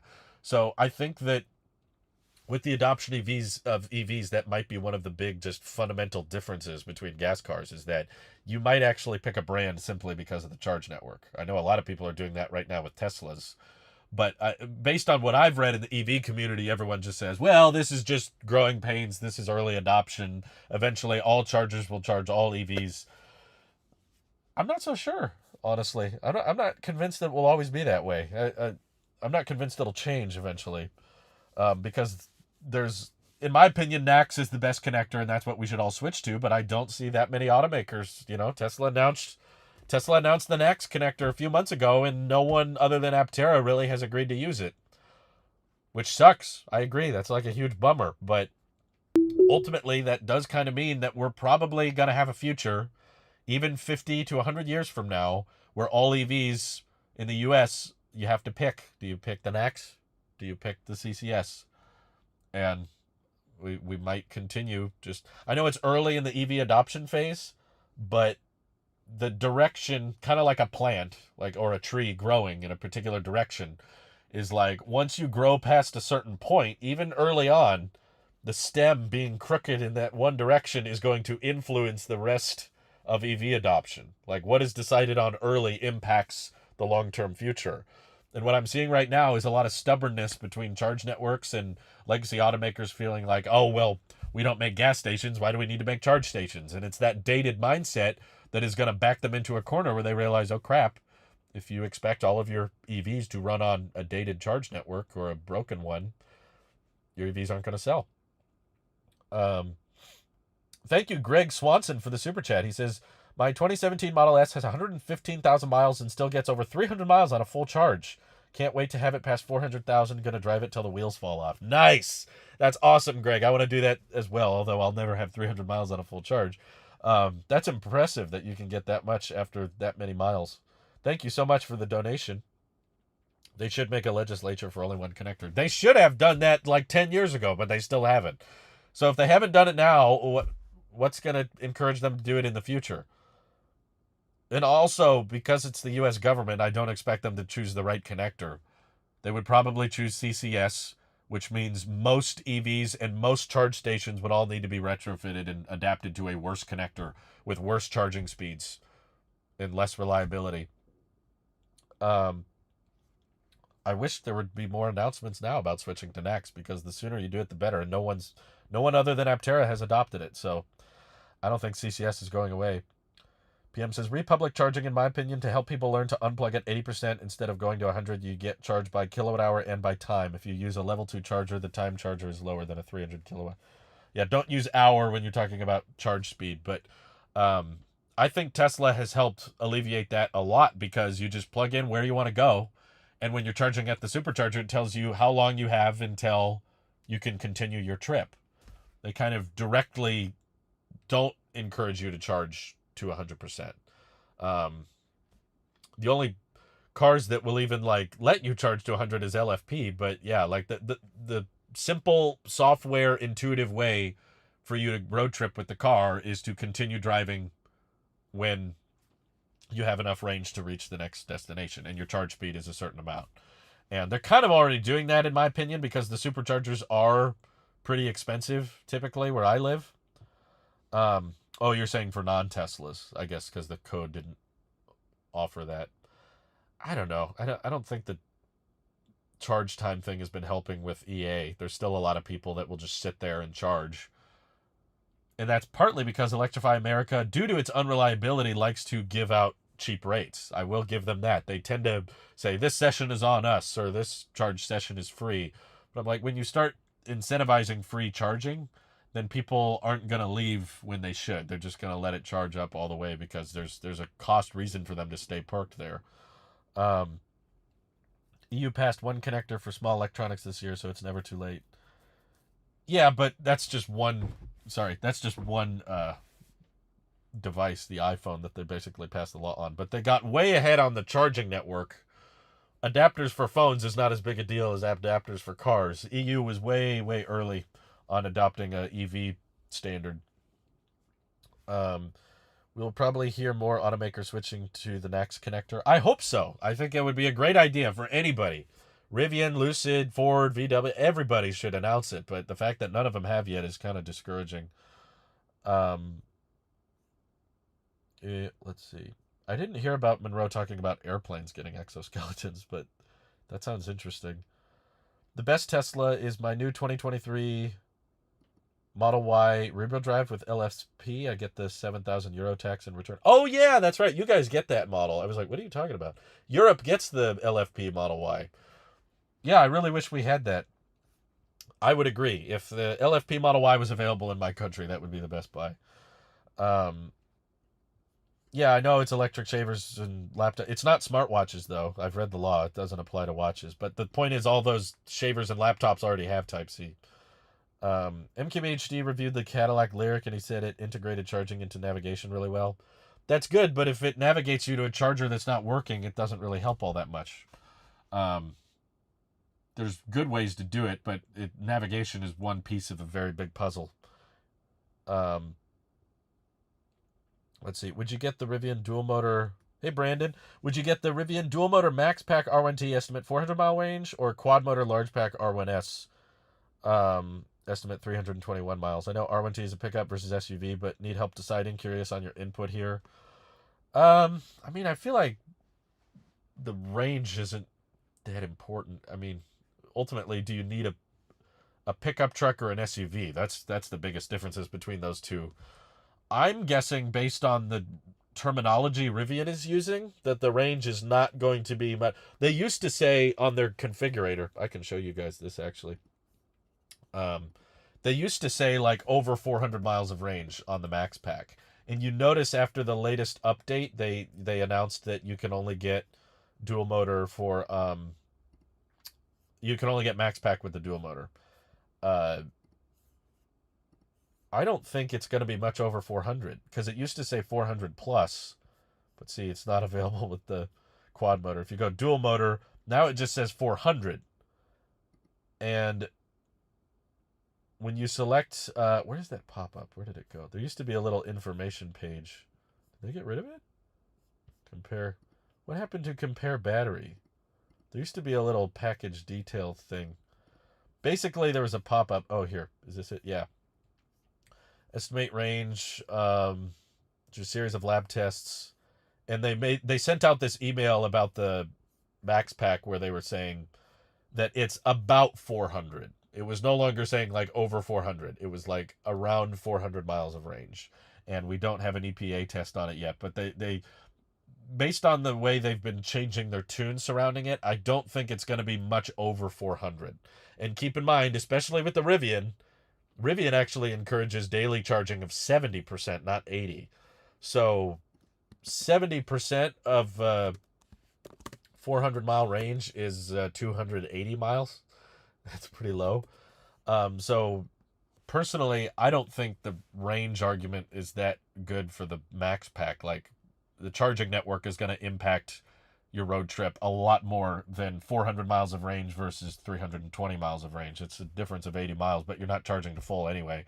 You're going to charge until you can reach your next stop. So you're really spending extra money on that Max Pack just so that the first part of the trip, because you can start with 100%, but along the drive, you're not going to get up to 100% again.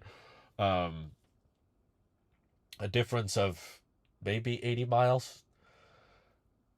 That's if you're driving at 60, 70 miles an hour, it's like less than an hour of total trip time difference in my opinion. So I would say that the discussion should be, do you need a pickup truck or do you need an SUV? There's very different use cases. Do you need a bed? Do you want the gear tunnel? Or do you need a 7-seater? It's kind of a lot easier black and white comparison between those two. Like if you can think of a lot of situations, if you were torn between those two options, Brandon, that's what I would compare it to. Do you think there will be more situations in your life where you need the bed and you need the gear tunnel, or more situations where you need 7 seats? That's the back and forth you should be having. I wouldn't worry so much about the range. Because I don't think the difference of 80 miles on a trip, especially with a CCS vehicle, you're going to be more concerned about which charge stations are active. They say they're active in the app, but then you get there and they're not. How fast are those charge stations? And are they going to be reliable? That's the bigger concern you're going to have with both of those. I mean, I don't know if you're towing a lot, maybe get as much range as possible, but in which case that's a pretty easy choice. Get the R1T. But thank you, Neil, again for the super chat. He says, "Will CarPlay and Android Auto allowing paying for gas through apps influence EV buying decisions? The apps can mimic many of the charging advantages." Well, paying for gas through apps, do people do that? I've never heard of that. Um, but I don't think that's the main advantage of EVs is not having to pull out your credit card at the charge station. Um, influence EV buying decisions. I don't think, basically, no. I don't think uh, CarPlay and Android Auto supporting paying for gas is going to influence whether or not people want to go for an EV. It's not the method of paying for gas people don't like, it's the amount they're paying. Not so much the whether or not they pay through it through the app, personally. Um, hopes for Tesla in 2023 that the stock will rise. I'm fine with it. I could see that there was probably a lot of people assuming that Tesla was closer to robotaxis than they thought they were, and they were pricing that into the growth of the stock. And now that the market is correcting itself, it makes it it's on sale. You can get it at a discount, which is nice. It's actually quite high up today. The last 2 days it's been in the green. But yeah, overall it's still very much down for the year.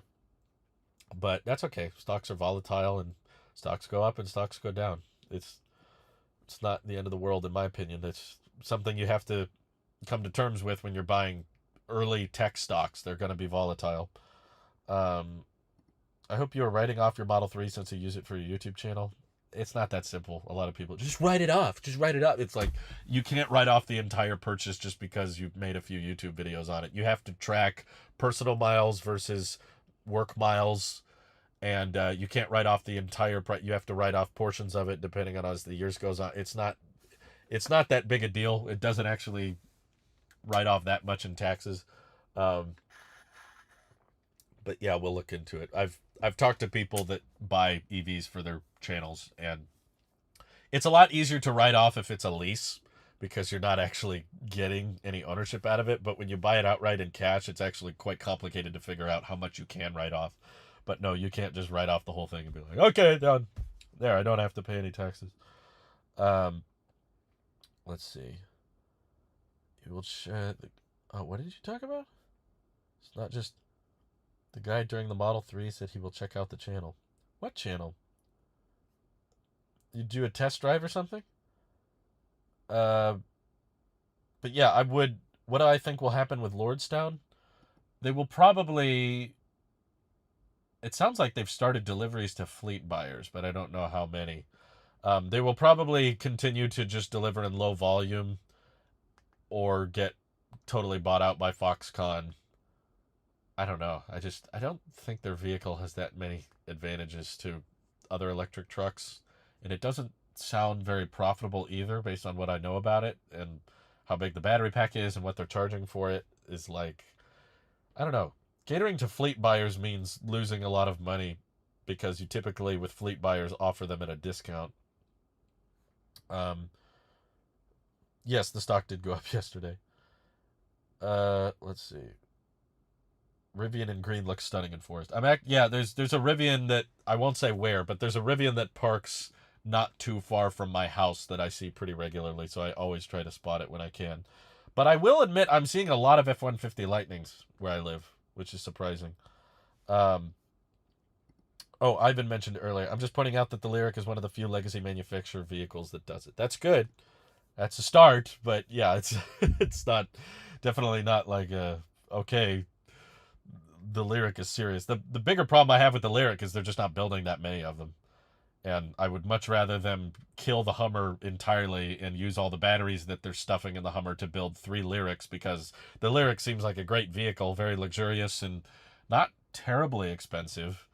But with decent software and a good interior that people like. And the biggest problem is just that they're not building that many of them. So they keep selling out every time they offer them, and then dealers, because they know they're low in supply, skyrocket the price a bunch. And it was like, rather than building all these stupid $100,000 Hummers, can you just use those same batteries on the Lyriq and just make some more reasonable EVs at least? But yeah, I'm grateful to say I've been seeing Rivians and Lightnings where I live pretty regularly. Uh, let's see. ID4 Pro only has 5 seats and gets the under the $80,000 limit. Tesla should contest this. I don't think they care, to be honest. I don't think Tesla cares that much about who gets what tax credit because ultimately they're going to sell every car they make. And it's not like Tesla can't lower prices to the same as their competitors. They just don't need to because they'll find buyers that are willing to pay that much of a premium for it.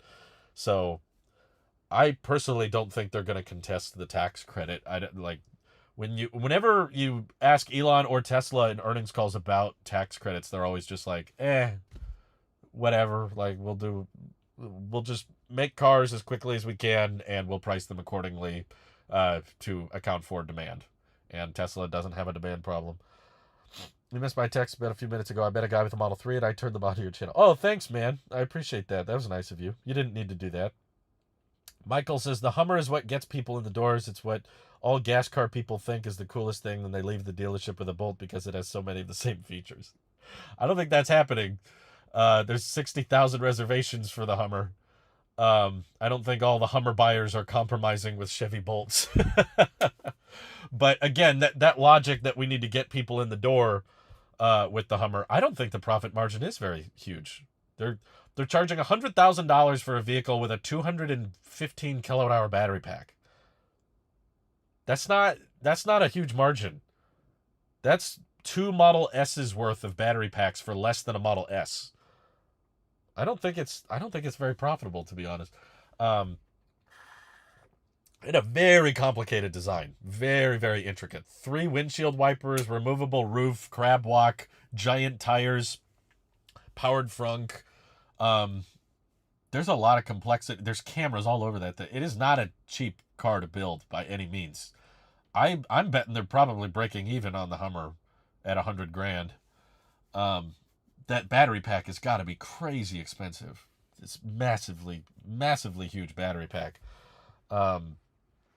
So that logic of, well, we need to make vehicles like the Hummer to convince people to go electric. Well, you don't. That's not the problem preventing EV adoption. There's a lot of people that want to go electric. They just can't freaking afford the EVs. So I'm in favor of let's make more efficient EVs that are cheaper to build so that you can expand the availability and reduce prices rather than try to convince gas guzzler people that buy diesel coal rollers that they need to buy EV. Like, why do you want to convince that guy? We'll get to him later. Let's focus on the people that are actually reasonable first, like that just want a practical, reasonable EV that has a decent amount of storage space and okay range. But that means, focusing on the aerodynamics, focusing on the efficiency, and a good charging network. Focus on those reasonable people. There's a lot more of those than trying to convince the coal rollers that buy the giant lifted F-350s. Why do we need to convince those people they need to buy EV? Like, don't worry about that yet. When we've convinced like 80% of the market to go electric, then we can worry about the last remaining 20% that love the smell of gasoline and pumping out black fumes everywhere. Then we can worry about that. But those people are going to keep buying diesel trucks and Hummers. They're going to buy both and drive both. Elon has signaled Tesla is likely to care more about market share than profit margin in 2023. Similar to other tech companies, I believe Model 3 will lead the market share charge. Yeah, I agree. I heard that in his last Twitter space. He talked about that a bit. That if demand goes down, they'll lower prices to accommodate for it. And that means that Tesla will probably not be as profitable. But they've got a lot of cash in the bank, which is the good sign. Tesla's probably better positioned than anybody in the automotive space, at least, to survive a recession or survive a car market decline where less and less people are buying new cars. I think that's likely to hurt the legacy automakers the most because they are not as profitable and they have a lot of debt. And if there's a big pullback in new car sales, it's the cheaper cars that are going to get affected more so than the more expensive cars. And most of Tesla's vehicles are pretty pricey. You don't need 500-mile range if you have HSR nearby. I just don't think most people need 500-mile range. Because the unreasonable coal rollers are the ones making the most noise and causing problems for the reasonable folk by rolling coal on them. Yeah, but we can displace a lot. You can make a much bigger impact than by convincing the worst offenders. You can replace if you can replace 3 Ford Excursions with Lyrics. Um, that's going to displace a lot more. My point is trying to convince the coal rollers to buy an EV isn't going to get them to stop rolling coal. And the Hummer EV is a lot worse for the environment too. So a lot of the complaints people have about EVs, about how many emissions go on in the production and how much electricity it costs to power them, that's a lot more true of the Hummer than it is most EVs. Because the Hummer is actually less efficient than like decent like a Prius, for example. A hybrid is more energy efficient than a Hummer EV, even though it uses gas. So I don't think tackling the coal rollers is the right way to go about it. The best thing you should do is find what vehicles you can build at scale, because that's how you displace the most amount of gas vehicles at the same time. And the people that love the smell of oil and love rolling coal are going to keep doing that, whether or not a Hummer EV exists or not, because they're not going to be able to modify the Hummer EV like they do. Like, I know people like that love their diesel, that love their gas trucks, and they love to rev them up and have the giant, you know, uh, clouds of black smoke coming out the back. Those people aren't buying Hummers. The people buying Hummers are rich people that like to collect cars, and those people are going to buy their Hummers and buy their gas vehicles. They're not gonna stop buying diesel just because the Hummer EV exists. Um, Gerd Stu2 says, I wish Tesla would focus on making cheaper cars with more range rather than adding fart mode and Steam games. One does not take away from the other. It's not like if the software team was not working on Steam games, they could suddenly make cheaper cars. They're doing both. Tesla is actively, because of demand, the prices are not low, but they are the most profitable, which means that if demand was a problem, Tesla could probably price cars comfortably lower than anybody else, in my opinion, just based on the simplicity of their designs and switching to single-piece castings. They are prioritizing them. We're just not seeing the effects because the demand is still outweighing the supply. The Hummer is sold out, not the Bolt. Yeah, because there's a crap ton more. There's a crap ton more Bolts in existence. They're making like 2 Hummers a day. You don't have to find that many. I just think that for the price, instead of making 2 Hummers a day, you could make 6 Lyrics a day. And Lyrics are sold out. You can't get enough Lyrics. Bolts also have crappy charging speeds. That's why Bolts don't sell. But there are GM vehicles that have decent charging speeds and reasonable efficiency that use battery packs less than half the size of the Hummer. But they are sold out because they don't have enough of them. So to me, that's dumb. Than prioritizing the coal rollers opposed to prioritizing the people that want the Lyric but can't get it because they're not making enough of them. They'll over time get cheaper as production ramps up. But yeah, I think 2023 should be a good year for price reductions on Teslas. I mean, hey, we got the tax credit on the Model 3 rear-wheel drive. Now it's back to the price it was a year ago. There is a new recall on the Bolt too. Yeah, that probably doesn't help. The Bolt has a lot of negative stigma with it, but I'm in favor of GM focusing more on things like the Chevy Blazer and the Lyric, less so on things like the Hummer. But yeah, Tesla's had recalls too. If the Cybertruck can charge at 350 to 500 kilowatts, we don't need 500 miles of range. I'd be okay with 400 like the current Model S has. I know everybody would be okay with it. I'm just saying. Tesla's disappointed on range figures several times in the past, so I'm trying to prepare you for the worst and hope for the best. I hope it hits 400, but I don't feel very confident about it. Realistically, will we see semis on the road this year in commercial use? Probably depends on where you live. If you live in California, you probably have a decent chance of seeing, I assume you mean next year. If you live in California, I would say you have a decent chance of seeing a Tesla Semi by the end of 2023. If you live on the East Coast, probably not as likely.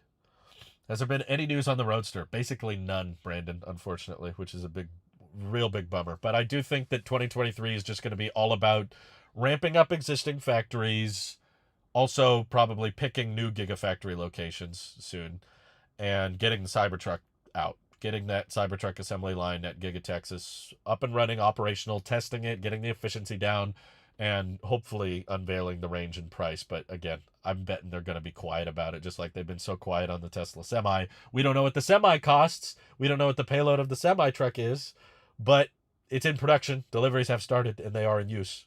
So I think we'll have a similar story with the Cybertruck. Probably a delivery event in December of 2023, and they'll just be to employees, and we'll see lots of footage of people testing Cybertrucks, and we will probably at least get the range number from the EPA, because if Tesla files the Cybertruck through the EPA, that will reveal the range publicly anyway. But my guess is still, I think it'll still be sub 400. Concentrate on the regular folks, not on the few outliers. Yeah, thank you, Jerry. When you get your Aptera, will you use it for just road trips, or would you camp in it too? We're not like huge campers. I mean, I like camping, but we need to get a bunch more like camping gear to get really into it. Maybe I would be more interested in camping if I had a solar EV, I guess. But yeah, mostly for road trips and just when I don't need to drive more than 2 people. A lot of my drives are just me and my wife, but there's definitely a more than occasional time where I'm driving other people around and we need to have 3 or 4 people in the car. Like, I've basically, for my family, become the dedicated shuttling service. I'm constantly driving people, friends and family, back and forth to the airport, like every month, essentially. And for those drives, Aptera just would not work because there's usually more than one person I'm picking up, and I tend to like to drive with my wife. But there are a lot of just even around town drives where it's just me or just me and my wife, and I would use the Aptera for that. And of course, the long distance road trips, I would use the Aptera for. I would use it a lot, to be honest. I've debated. Aptera is funding dependent, so I'm trying not to get too excited for them because I love their design and I love what they've come up with. But I still definitely need a 5-seater, and I would like that 5-seater to not have not require gasoline. But I've debated like what if the Aptera can supercharge. Just what I mean by that is charge at supercharging stations. I know it won't be as fast, but as long as it can access the supercharging network and it can. Even I'm expecting the range numbers to be off. I don't think the 1,000-mile range Aptera will go 1,000 miles. But if it goes 600, that's still incredible. That's way better range than I got in my gas car. So if it can do that much, like what would be the use of my secondary EV? Does it need to be a Tesla? If it's just for driving around town and picking people up from the airport, maybe I'd be more comfortable getting a non-Tesla as the secondary EV because I'm not so worried about the charging network with the city car. But I don't know. This could all change if we have kids someday. I don't know if that's going to happen or not, or how many. But unfortunately, there's been no Roadster news. The bigger battery that supports that long range is necessary for the super fast chargers. You can't force a megawatt into a handful of AA batteries. That's true. But my point is you can still have a very big battery that doesn't go over 400 miles of range, as Rivian and Ford have proven. And if your hope is that Tesla is going to have better energy density than Ford or Rivian, 4680s aren't a good example because they have worse energy density than the 2170s do. And the Cybertruck is going to be quite big. I'm sure it might be more aerodynamic than the Rivian or F-150 Lightning, but based on the efficiency numbers we know from the Model X Plaid, it's definitely going to be the worst Tesla in terms of efficiency, which means that even a 130 kilowatt-hour battery pack in the Cybertruck probably isn't going to break 400 miles. And that's a big battery pack that could take advantage of having, 350 kilowatts. It would benefit from that, but that doesn't. To me, the faster charging speed does not guarantee that it will have a massive battery pack. The 1,000-volt architecture encourages it, but it's not a guarantee. Elizabeth says, "Are you sure the intent is to make money on Hummer?" No, I don't know what the intention is, but it's not to make money. Bugatti Veyron sold for like 1.2 million and lost over 6 million on every one sold. Not apples to apples, but the question is intent to be profitable. That's not a question to me. To me, it's pretty obvious it's not profitable. Similar to the Chevy Bolt. The Bolt is incredibly cheap, but I don't believe it is profitable at all. And the Bolt was also the most expensive recall of all time with all the battery pack replacements they had to do. For how much the battery pack is and all of the things you have to pay for in something like a Chevy Bolt, I have a hard time believing that they make any money off of those. But that's kind of what GM is doing right now, is they're just making EVs to prove that, yes, we care about EVs and we care about the environment, but they care more about how it makes them look more so than it makes them money. Hummer EV makes it. See, we're trying. We're making an electric vehicle. This is good, right? EV's good for environment. You like? Yes. It's not profitable. That doesn't, just because it's not profitable doesn't make it a good idea, though, in my opinion. Like, making lots of EVs that are profitable and desirable is the key. That's what Tesla's very good at. Super profitable, very desirable. Lots of people want them, and Tesla makes a lot of money on them.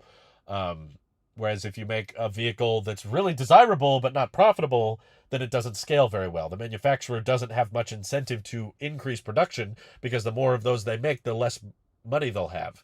So you do it in limited volumes just to prove, see, we do care about the environment. GM had a lot of backpedaling to do because of the EV1. You know, they had this electric vehicle that they had to make for regulatory reasons, and a lot of people loved it and wanted to keep it, but they took them all back and destroyed them because they knew that they were going to drive their gas vehicles out of business.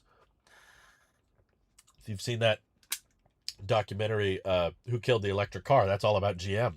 So they had to change the narrative. It's all about public perception for them, and not so much about logistics. To me, you need a profitable, desirable EV, because that way customers are incentivized to buy it, for one, but also the manufacturer wants to build more of them.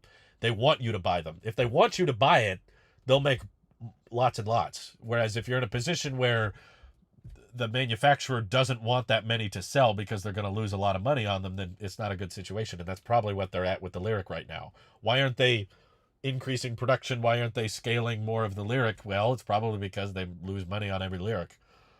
Whereas Tesla is making a ton of money on every Model Y, and tons of people are buying it, so that's why they expand Model Y production as much as they can.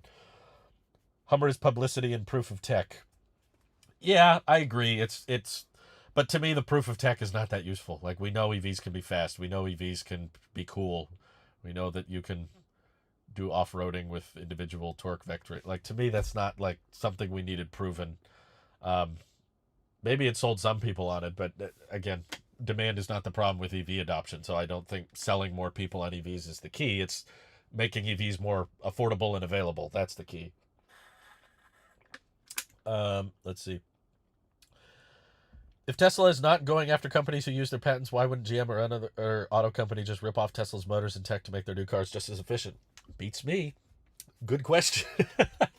I wish they would. I think there is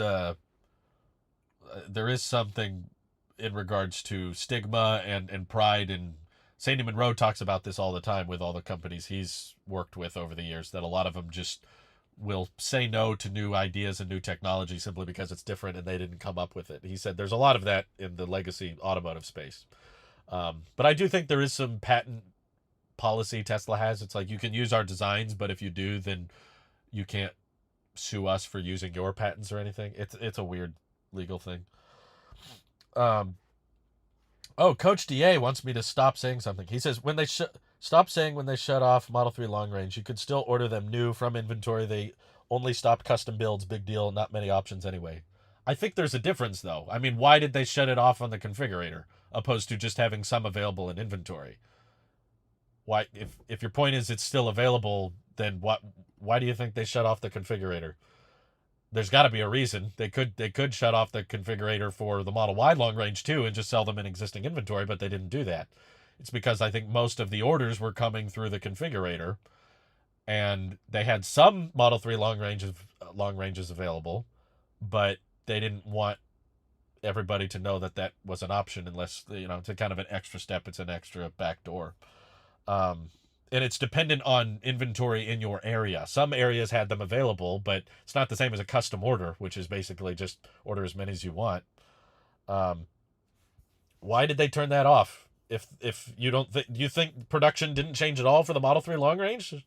You think it's exactly the same? Then why did they shut it off and change it to inventory only? It doesn't make sense to me. I can't find any. I'm looking right now on the existing inventory page. Long range all-wheel drive.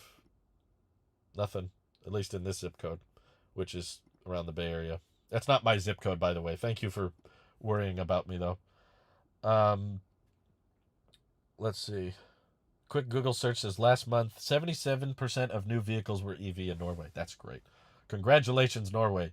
Yeah, there's no Model 3s available near me, so I'm pretty sure they kind of sold out of inventory, and they're not taking custom orders for the long range. So something had to change manufacturing wise. Something had to spark that decision. Because it's still off. You still cannot order one. Um, unless it's available in your area, and there's not available in my area. So I think they did that for some reason, but GM is claiming the Silverado EV will have 400 miles of range, but it probably will be with the same Hummer battery. Yeah, the Silverado EV is just objectively more aerodynamic and less weight.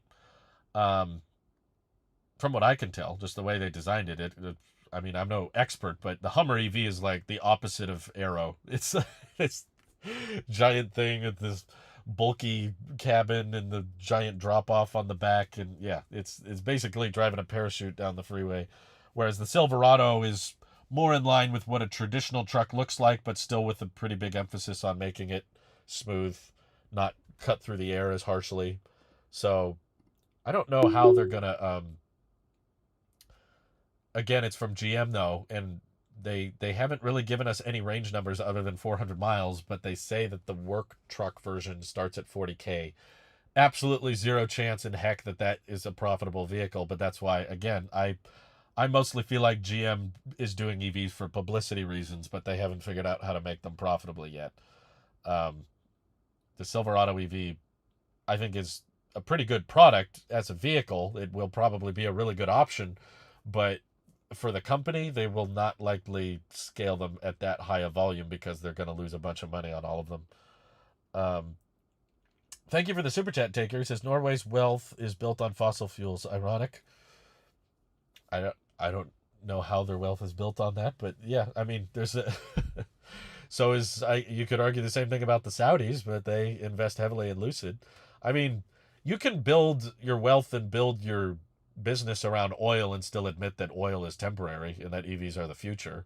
I don't think just because you're in the oil business that means you have to believe that oil will always be here and oil is better and oil is the future. You probably want to invest in the better future and figure out how to find a source of income that is more sustainable. That's kind of what like Dubai is building their economy, trying to hype it up for a tourist destination, because while they're making a lot of money on oil now, they know it won't last as the future becomes less and less dependent on oil. So yeah, it's a little ironic, but it doesn't make sense. I mean, it's not illogical. Do I think Aptera will be allowed on the supercharger network before others due to their NACS connector versus others with CCS? That's what it sounded like. If you go read through the Tesla blog post about the NACS connector, they said like companies that use this port will have access to the supercharging network. So the problem I keep thinking about based on the experiences I've had at superchargers is that they're not all laid out in the same way. There's some superchargers that are pretty easy to plug in, but there's others where the cable has to stretch kind of far to reach the charge port. And Teslas all have their charge port in the same place. The Aptera is in a different place. It's like right in the middle on the back. And there's definitely been some supercharging stops I've been to where I was like, I don't think the cable could reach the Aptera. So that could be a challenge for them, I think, because I don't know if there's a way you could go to each supercharger and figure out, will the cable reach my Aptera here? And at most stations it probably will, but there's definitely some I've been to where the cable, based on where they put the stall and how far you can back up your car, the cable just barely reaches far enough to get to the charge port. There's not much wiggle room, and the Aptera is going to need some wiggle room, even if it has NACS. And yes, the Aptera is much wider than all Teslas. You can't park it sideways if the depends on the stall layout. That like the stalls I went to were like near the back of the parking space. I have footage of this somewhere I can show you. EV footage.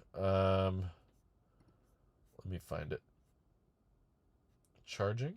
Is that what I'm looking for? Okay, yeah, look at this. These chargers, they put the stalls near the back. They're not, so there's not really an easy way to park sideways here.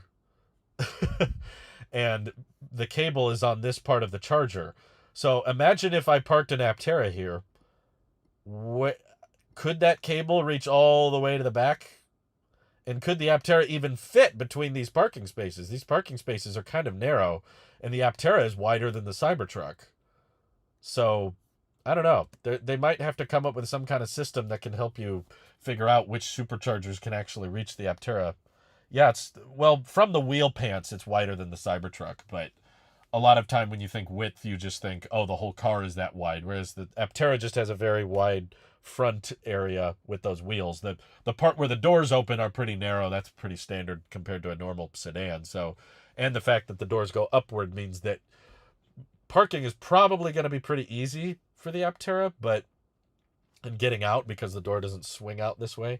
But there's a lot of charging situations I can imagine where the Aptera might be in not too great a position.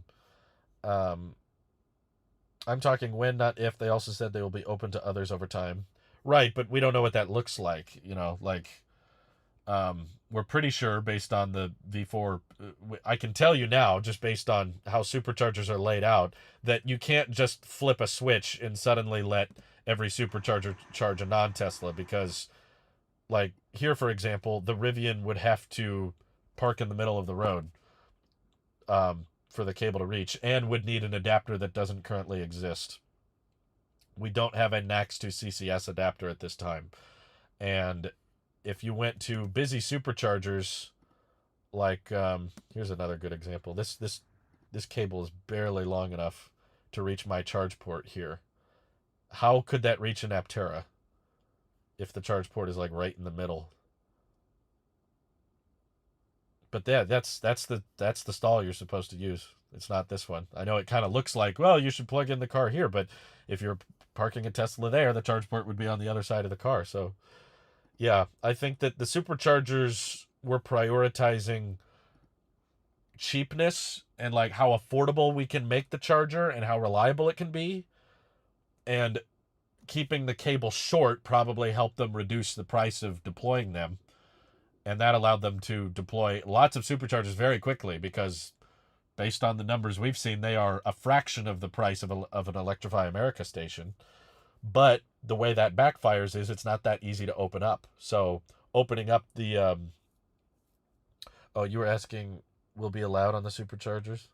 When, not if. Well, the when impacting the Aptera before others is going to be more dependent on when Aptera gets to production, not so much what Tesla allows. Aptera is at minimum a year away.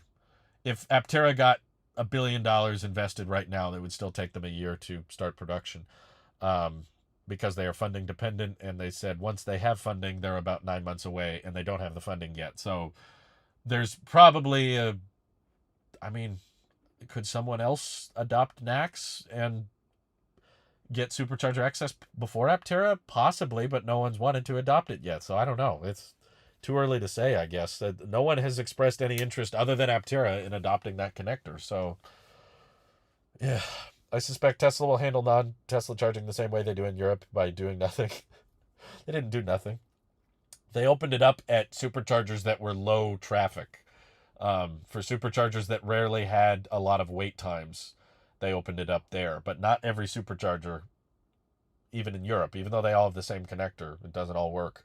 And in the US, it's going to be more of a nightmare because there's way more chargers and there's a lot more lines at superchargers than there are in Europe.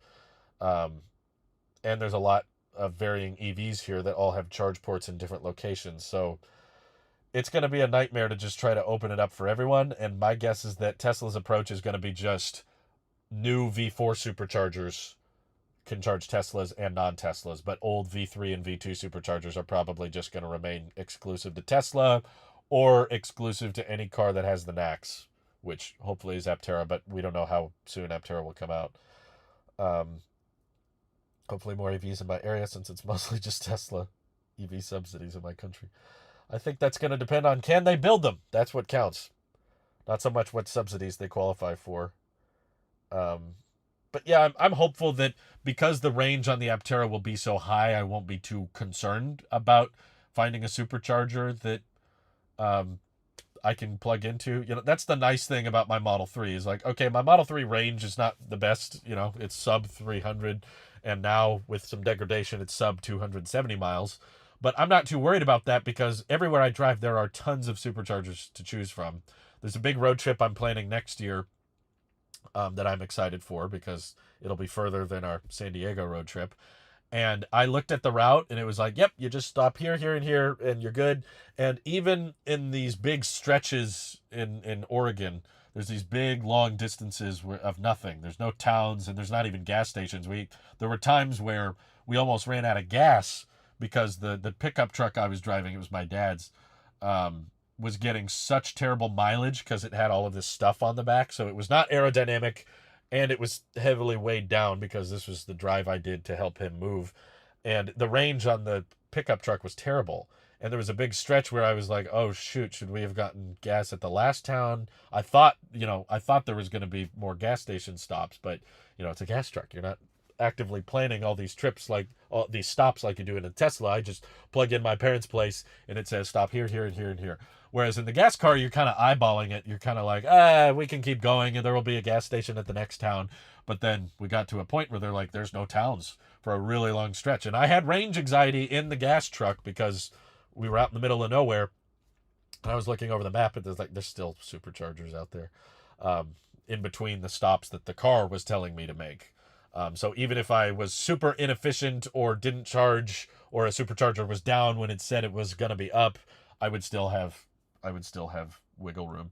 And I know that my Tesla will charge at every one of those stations. With the Aptera, I do think that supporting NACS is the best way to go if you're going to design an EV, because it's the best connector and it supports the best speeds and the best network.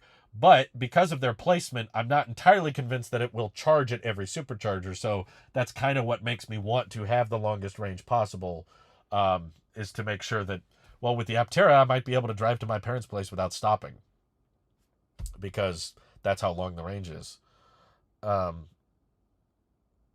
Let's see. I think it's an assumption that if you use NACS, you get automatic access to supercharger network. Well, you're definitely a lot closer to anybody using CCS because there's no adapter that exists for that right now.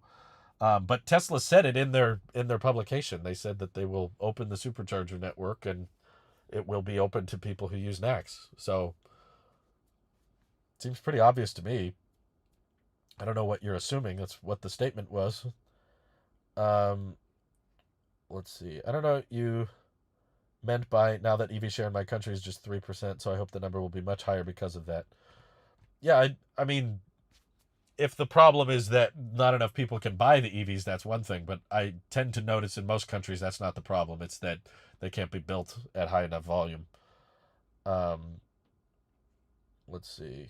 I'm pretty much given up on the idea that the Cybertruck will be anywhere near a price it can afford. As have I. There were times earlier on in 2020 where I was thinking, do I want a Cybertruck? I really like the design and I like the interior and I like the look and there's a lot of things I love about the Cybertruck. It definitely brings in the most amount of traffic for the channel. More people watch my videos on the Cybertruck than any other topic. So that definitely makes me want to at least review it for the channel, and maybe I should buy it so that I can talk about my ownership experience. And if I make more Cybertruck ownership videos, then those will perform well too. But ultimately, the more I thought about it, the more I realized I just do not have any use for a pickup truck. I really wish I did sometimes because I would love to get a Rivian someday. I love Rivians and I like their interiors and I like their exteriors and I think they're really cool and I like what the company's doing. I like their ethos and I like their adventuring spirit, and I just think Rivian is so cool, but I just have no use for a pickup truck. And I can't really just rearrange my lifestyle to justify spending that kind of money on a truck.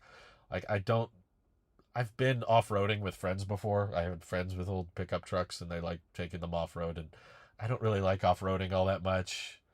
And I very rarely need to haul. We've barely ever put that much stuff in our trunk. We use our Model 3 frunk more so than we do our trunk because the trunk's in the front of the car, so we have to pass it anyway when we're getting in. The trunk's in the back, and we've never even maxed out the storage capacity of our Model 3. Definitely would not max out the storage capacity of a Model Y. And I know for a fact any pickup truck I buy is going to be much less efficient, which means it'll cost more to operate than this car. And it's going to take longer to charge because it needs more energy to do so. And I think insurance tends to cost more on pickup trucks too, so it would just cost a lot more for the sake of it looks cool. So it's really in that way it's basically like buying a hypercar, like a sports car. I just don't have any use for it. I don't move around things very often. I don't do a bunch of yard work. I'm not like a construction worker or anything. My most common uses for cars are visiting friends and family and picking people up from the airport and going on road trips. And for those use cases, buying the most energy efficient vehicle possible is the best because it means that it will cost the least and it's got enough storage space for what we need. So, yeah. And I just want it to last a really, really long time. That too. Which I do think the Cybertruck, because of its range and the exoskeleton and Tesla software updates, it will probably age better than any other electric truck. But in some ways, I'm grateful that I'm not in the market for a pickup truck because if I was, all of the options right now suck. Like, the Rivian is great. Don't get me wrong. I love the Rivian, but it's very expensive. And you kind of have to wait a long time to get one unless you're willing to pay top dollar for one. And the charging network for the Rivian sucks. Even though the product itself is fantastic and I love the design and I think it's great, if I had the money to buy a Rivian, I would still be stuck with Electrify America. And I'm watching Rivian owners complain all the time on Twitter, on Reddit, about how terrible Electrify America is. At least they would, over time, slowly get the Adventure Network going. So that would be useful. But, like, to me, that's the best electric truck available, like, on the market right now. And the charging network is crap. And the Cybertruck is going to have the way better charging network and probably the way better software, more durable, more practical, bigger bed, more seats, and all that. I love the Cybertruck look and the aesthetic. I'm a huge fan of, and I love any and all updates surrounding the Cybertruck. But it's going to be crazy expensive. I just know it. There's no way around that. You cannot convince me they're going to sell the Cybertruck, at least the first model, for under $80,000. I'm very much convinced. I have a hard time believing it'll be under $100,000, and that's just so expensive. And like and you got to wait forever for it, right? Because we don't know which deliveries they're going to prioritize first. Probably people near Giga Texas are going to get it soon, and I don't live there, and I don't want to live there. So the Cybertruck's a long wait and pricey. In which case, if you don't want to spend a $70,000 plus on an electric truck, you're going to have to buy a gas truck. And I hate gas trucks. I hate gasoline. I hate oil. My brother-in-law is just having problems last week with his F-150, a gas one, obviously, and the transmission going kaput. And I just like, no, if I was in the market for a pickup truck, I would just be mad with all the options. It's like the electric ones I want are too expensive and they take too long and there's no good charging network, and all the gas ones use gasoline and they stink and they make these noises and the engines go bad and ugh. No, thank you. Neil Pitts super chatted though. He said, "Start your Cybertruck fund now. You can always park it on the neighbor's lawn." Luckily, we actually have a pretty decent lot, so we have pretty good parking availability. I could probably have. I don't have like a on-street parking like I've seen Kyle from Out of Spec. He has all these cars, but they all have to park them on the street, and they're all overlapping themselves. I could park more cars on our property than he could. But I'm also just, I don't want to be a car collector guy. I don't want to have like all the cars strung out. If we get the Aptera, which is all dependent on Aptera making it to production, which fingers crossed they do. I really want them to, but we don't know that for sure. But if they make it to production, I would absolutely get rid of our Hyundai Sonata. The only reason we're keeping that is because family members use it pretty regularly, because me and my wife both have parents that live out of state and they tend to visit. You know, they're kind of leapfrogging each other once a month or ever so often. And when you need just an extra car, it's useful. If someone's working or someone's off using one car, just having one extra in that car, because it's very fuel efficient and it has a very large gas tank, I haven't had to put gas in it. Because typically sometimes like my mom visits because she's helping out my grandma and stuff. My mom will visit for like weeks at a time. And for like 2 to 3 weeks, she'll have the Hyundai. And so we don't even have that car for sometimes weeks at a time. And she's the one who puts gas in it and basically makes sure that the engine's still working okay. And then when she goes back home, she'll come back and we just leave the car here. So it's nice to have an extra car, but the Aptera would definitely solve that. and then we could be 100% EV. But we were tempted to sell the Hyundai just because we were like, we're not using it very much. Sometimes we'll go 2 to 3 weeks without even turning it on, and I get worried. I'm like, oh shoot, that's right. I hope the engine still works. But thank you for the super chat, Neil. But yeah, we don't need to park anything on the neighbor's lawn. I have no need for a pickup truck. That's the sad thing. I know that even if I had the money, even if I was a billionaire and I bought a Cybertruck, it would literally just be for the YouTube videos. It would literally just be, hey guys, look at the bed. Hey, look at the interior. Isn't that cool? But would I ever haul? Would I ever tow? Would I ever put stuff in the bed? Would I ever go off-road with it? No. I would basically use it exactly the same way I'm using my Model 3 now. I'd just drive to friends and family's houses, pick up people from the airport, and it would just be bigger. And I don't like driving big cars, I've discovered. I had to drive a F-350 for work. My one and only job I had growing up was working at the Mansion Ranch.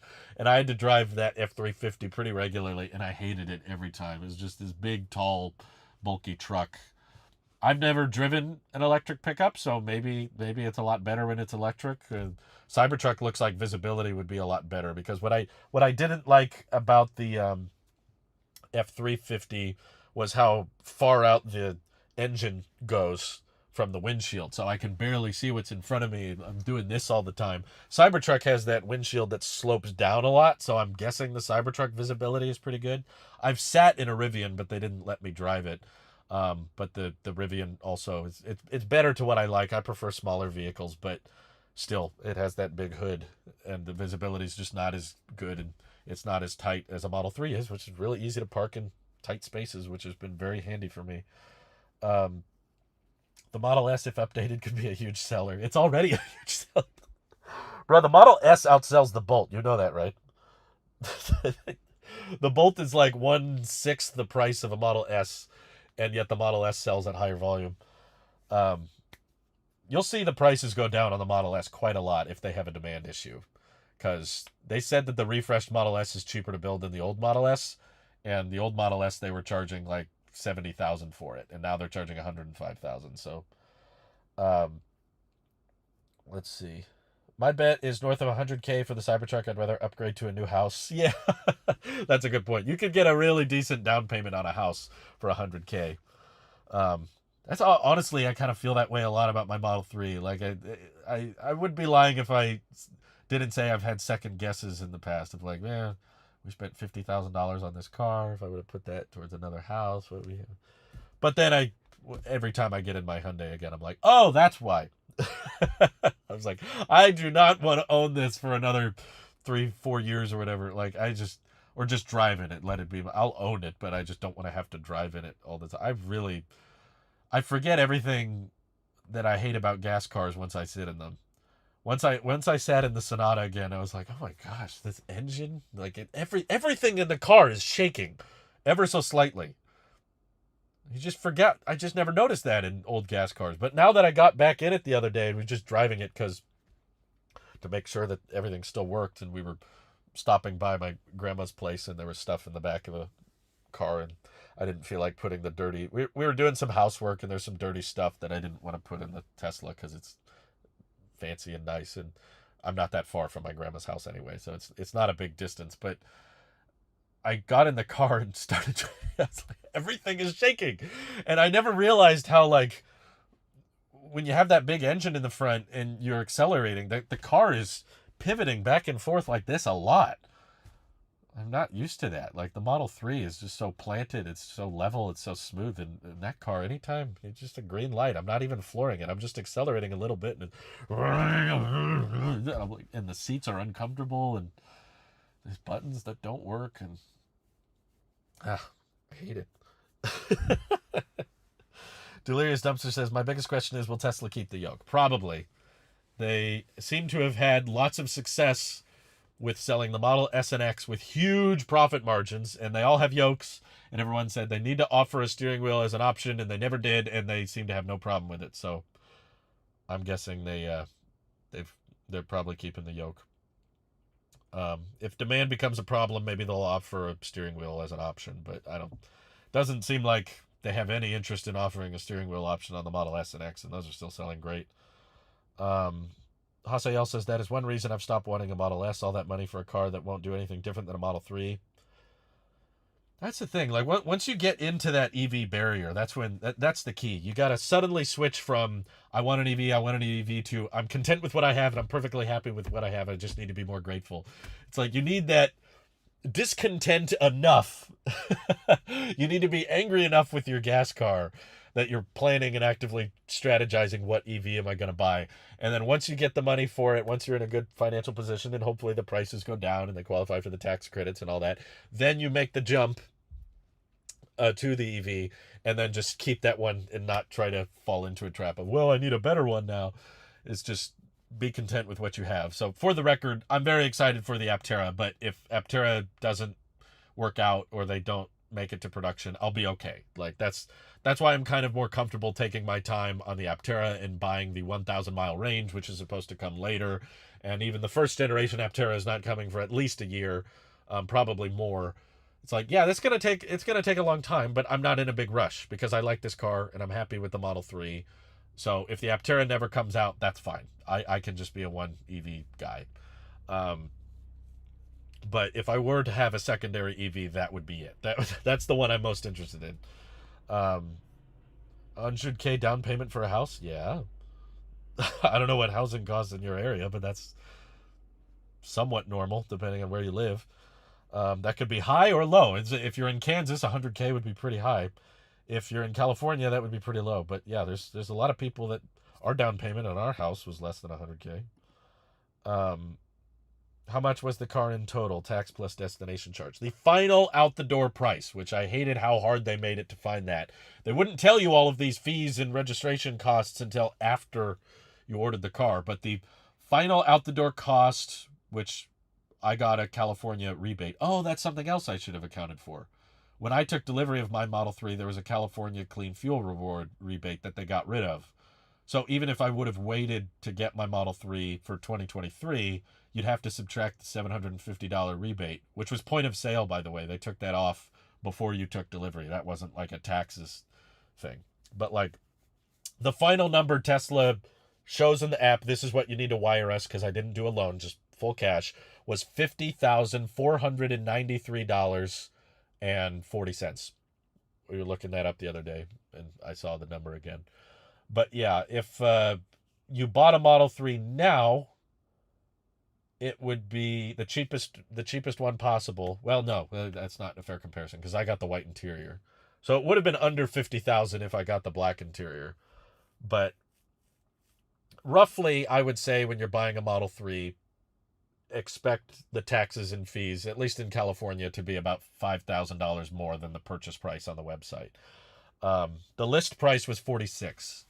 So it was $46,000 on the website, and then by the time you actually are wiring the money, it was $50,400. Let's see. They need to lower the Model X price and get rid of the Falcon doors. It'd be a huge seller like the They did. It's called the Model Y, dude. That's what the Model Y is. The other thing I should remind you guys is the Model X is still selling incredibly well. Higher volume than the Bolt, believe it or not, at least in terms of registrations, and it is selling at like an insanely high price. Like it's incredibly profitable. The Plaids are not selling at high volume, that's correct, but those are super expensive. So I would expect them not to sell out as quickly. Let's see. Has anyone heard any news about the Model S competition pack? I've been holding out on placing my competition pack. No, I've never heard of that. Let's see. For the price of Tesla cars, BMW and Mercedes offers interiors that are far more luxurious. Would love to see Tesla up their interior game. Yeah, because when you're buying a BMW or Mercedes, you're buying it for the interior. The Teslas are expensive for different reasons. You're paying for the battery, the software, and the charger network. And from what I can tell, most people buying Teslas aren't all coming from BMWs and Mercedes. Like Tesla said, their most commonly traded in vehicle when picking up a car was the Toyota Prius. That's what most people were trading in. So there's a lot of people buying Teslas like myself that have never bought new cars, never bought luxury $50,000 cars before. That's why I did my last video about the cost of ownership, is because the most amount of people I've talked to, like my friends Randy and Mike, they weren't buying $50,000 cars. They were buying $10,000 or less dollar cars. But then once Tesla became available, they suddenly were like, now I want a more expensive car. They weren't buying it for the interiors. Um, yeah, it would be nice if they were more luxurious, but all I'm saying is I understand why that's not a focus for them, because that's not the limiting factor preventing EV adoption, is making the interior more luxurious. Personally, I find luxurious is kind of a spectrum. It's not a very hardcore definition. I find the Model 3 very luxurious. Like, the seats are incredibly comfortable to me, but again, this is coming from a guy that drove a 2007 Hyundai Sonata for 6 years. So coming from the Sonata, it feels a lot more premium. I always get compliments. Anybody I pick up in the car loves talking about the seats and how nice they feel and how comfortable they are. My last car didn't even have heated seats, so I had a low standard to beat. But I don't think Tesla's goal is to make the most desirable vehicles in the world. Their goal is to accelerate the transition. So essentially, Tesla's mission statement encourages them to basically become the McDonald's of EVs. Billions and billions sold, right? Like, Tesla's goal is to sell the most, not the highest quality. So as long as they're selling, and they are, their focus is going to be, how do we sell more? Not, and if the limiting factor preventing more sales is, well, our interiors aren't luxurious enough, then they'll do something about it. But I don't think that's a problem. Ventilated seats for 3 and Y should be an option. They are. It's called the Model S and X. But I agree, it would be nice. I mean, pre-cooling the car is a huge win in my book. It's like, yeah, it'd be nice to have ventilated seats, but it's also just kind of sweet that the car is cool when I get out to it. And I don't know how common or easy that is to do with most Mercedes or BMWs, but I know that the mobile app experience is definitely much better with a Tesla than any other car. That's for sure. The Model X is a true 7-seater and has more luxury features than the Model Y. Yeah, but you're saying lower the price and get rid of the luxury features to make it more like the Model Y. You want something in the middle. You want, like, ventilated seats in a Model Y with a yoke and normal doors, but I agree. It would be nice, but I understand why they have not prioritized that. Let's see. Despite sales being low, Lucid, from what it seems, is ahead in battery development. I don't know if I would agree with that. I mean, they have a higher voltage, but they're using 2170 cells that just come off the shelf. They're not manufacturing their own batteries. I don't find that very game-changing, personally. Lucid has very good efficiency with their powertrain. The problem is they're focusing on efficiency in a vehicle that is being sold to people that don't care about efficiency. Usually people that spend $100,000 on cars aren't that interested in efficiency. See Hummer. Typically, people interested in efficiency are looking for cheaper vehicles because they cost less to own. That's usually, to the consumer, the best reason you would want a more efficient vehicle is it's more cost effective. But if your efficient vehicle costs 150 grand, I don't really care if it's that efficient. But Lucid's got some good stuff. I just think they were horrible with their strategy. They started with a 6-figure sedan, which is a very saturated, very competitive market, and priced it way too high and leaned into the luxury features, but completely neglected software, didn't think about the charging network. And that's just resulted in this kind of weird product that doesn't, I don't know. It can't. I understand why I can't find that many buyers, because if you really, really want luxury, you're going to buy a Mercedes EQS. And if you really want performance, you're going to buy a Plaid. And Lucid's trying to be, I guess, a jack of all trades, but that typically means a master of none.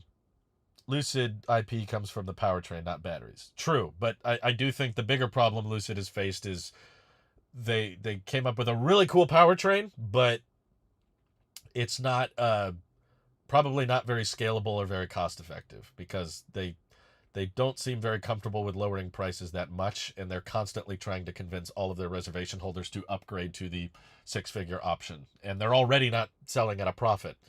They can't sell their $150,000 cars at a profit. So I don't know how they're supposed to sell their $80,000 cars at a profit.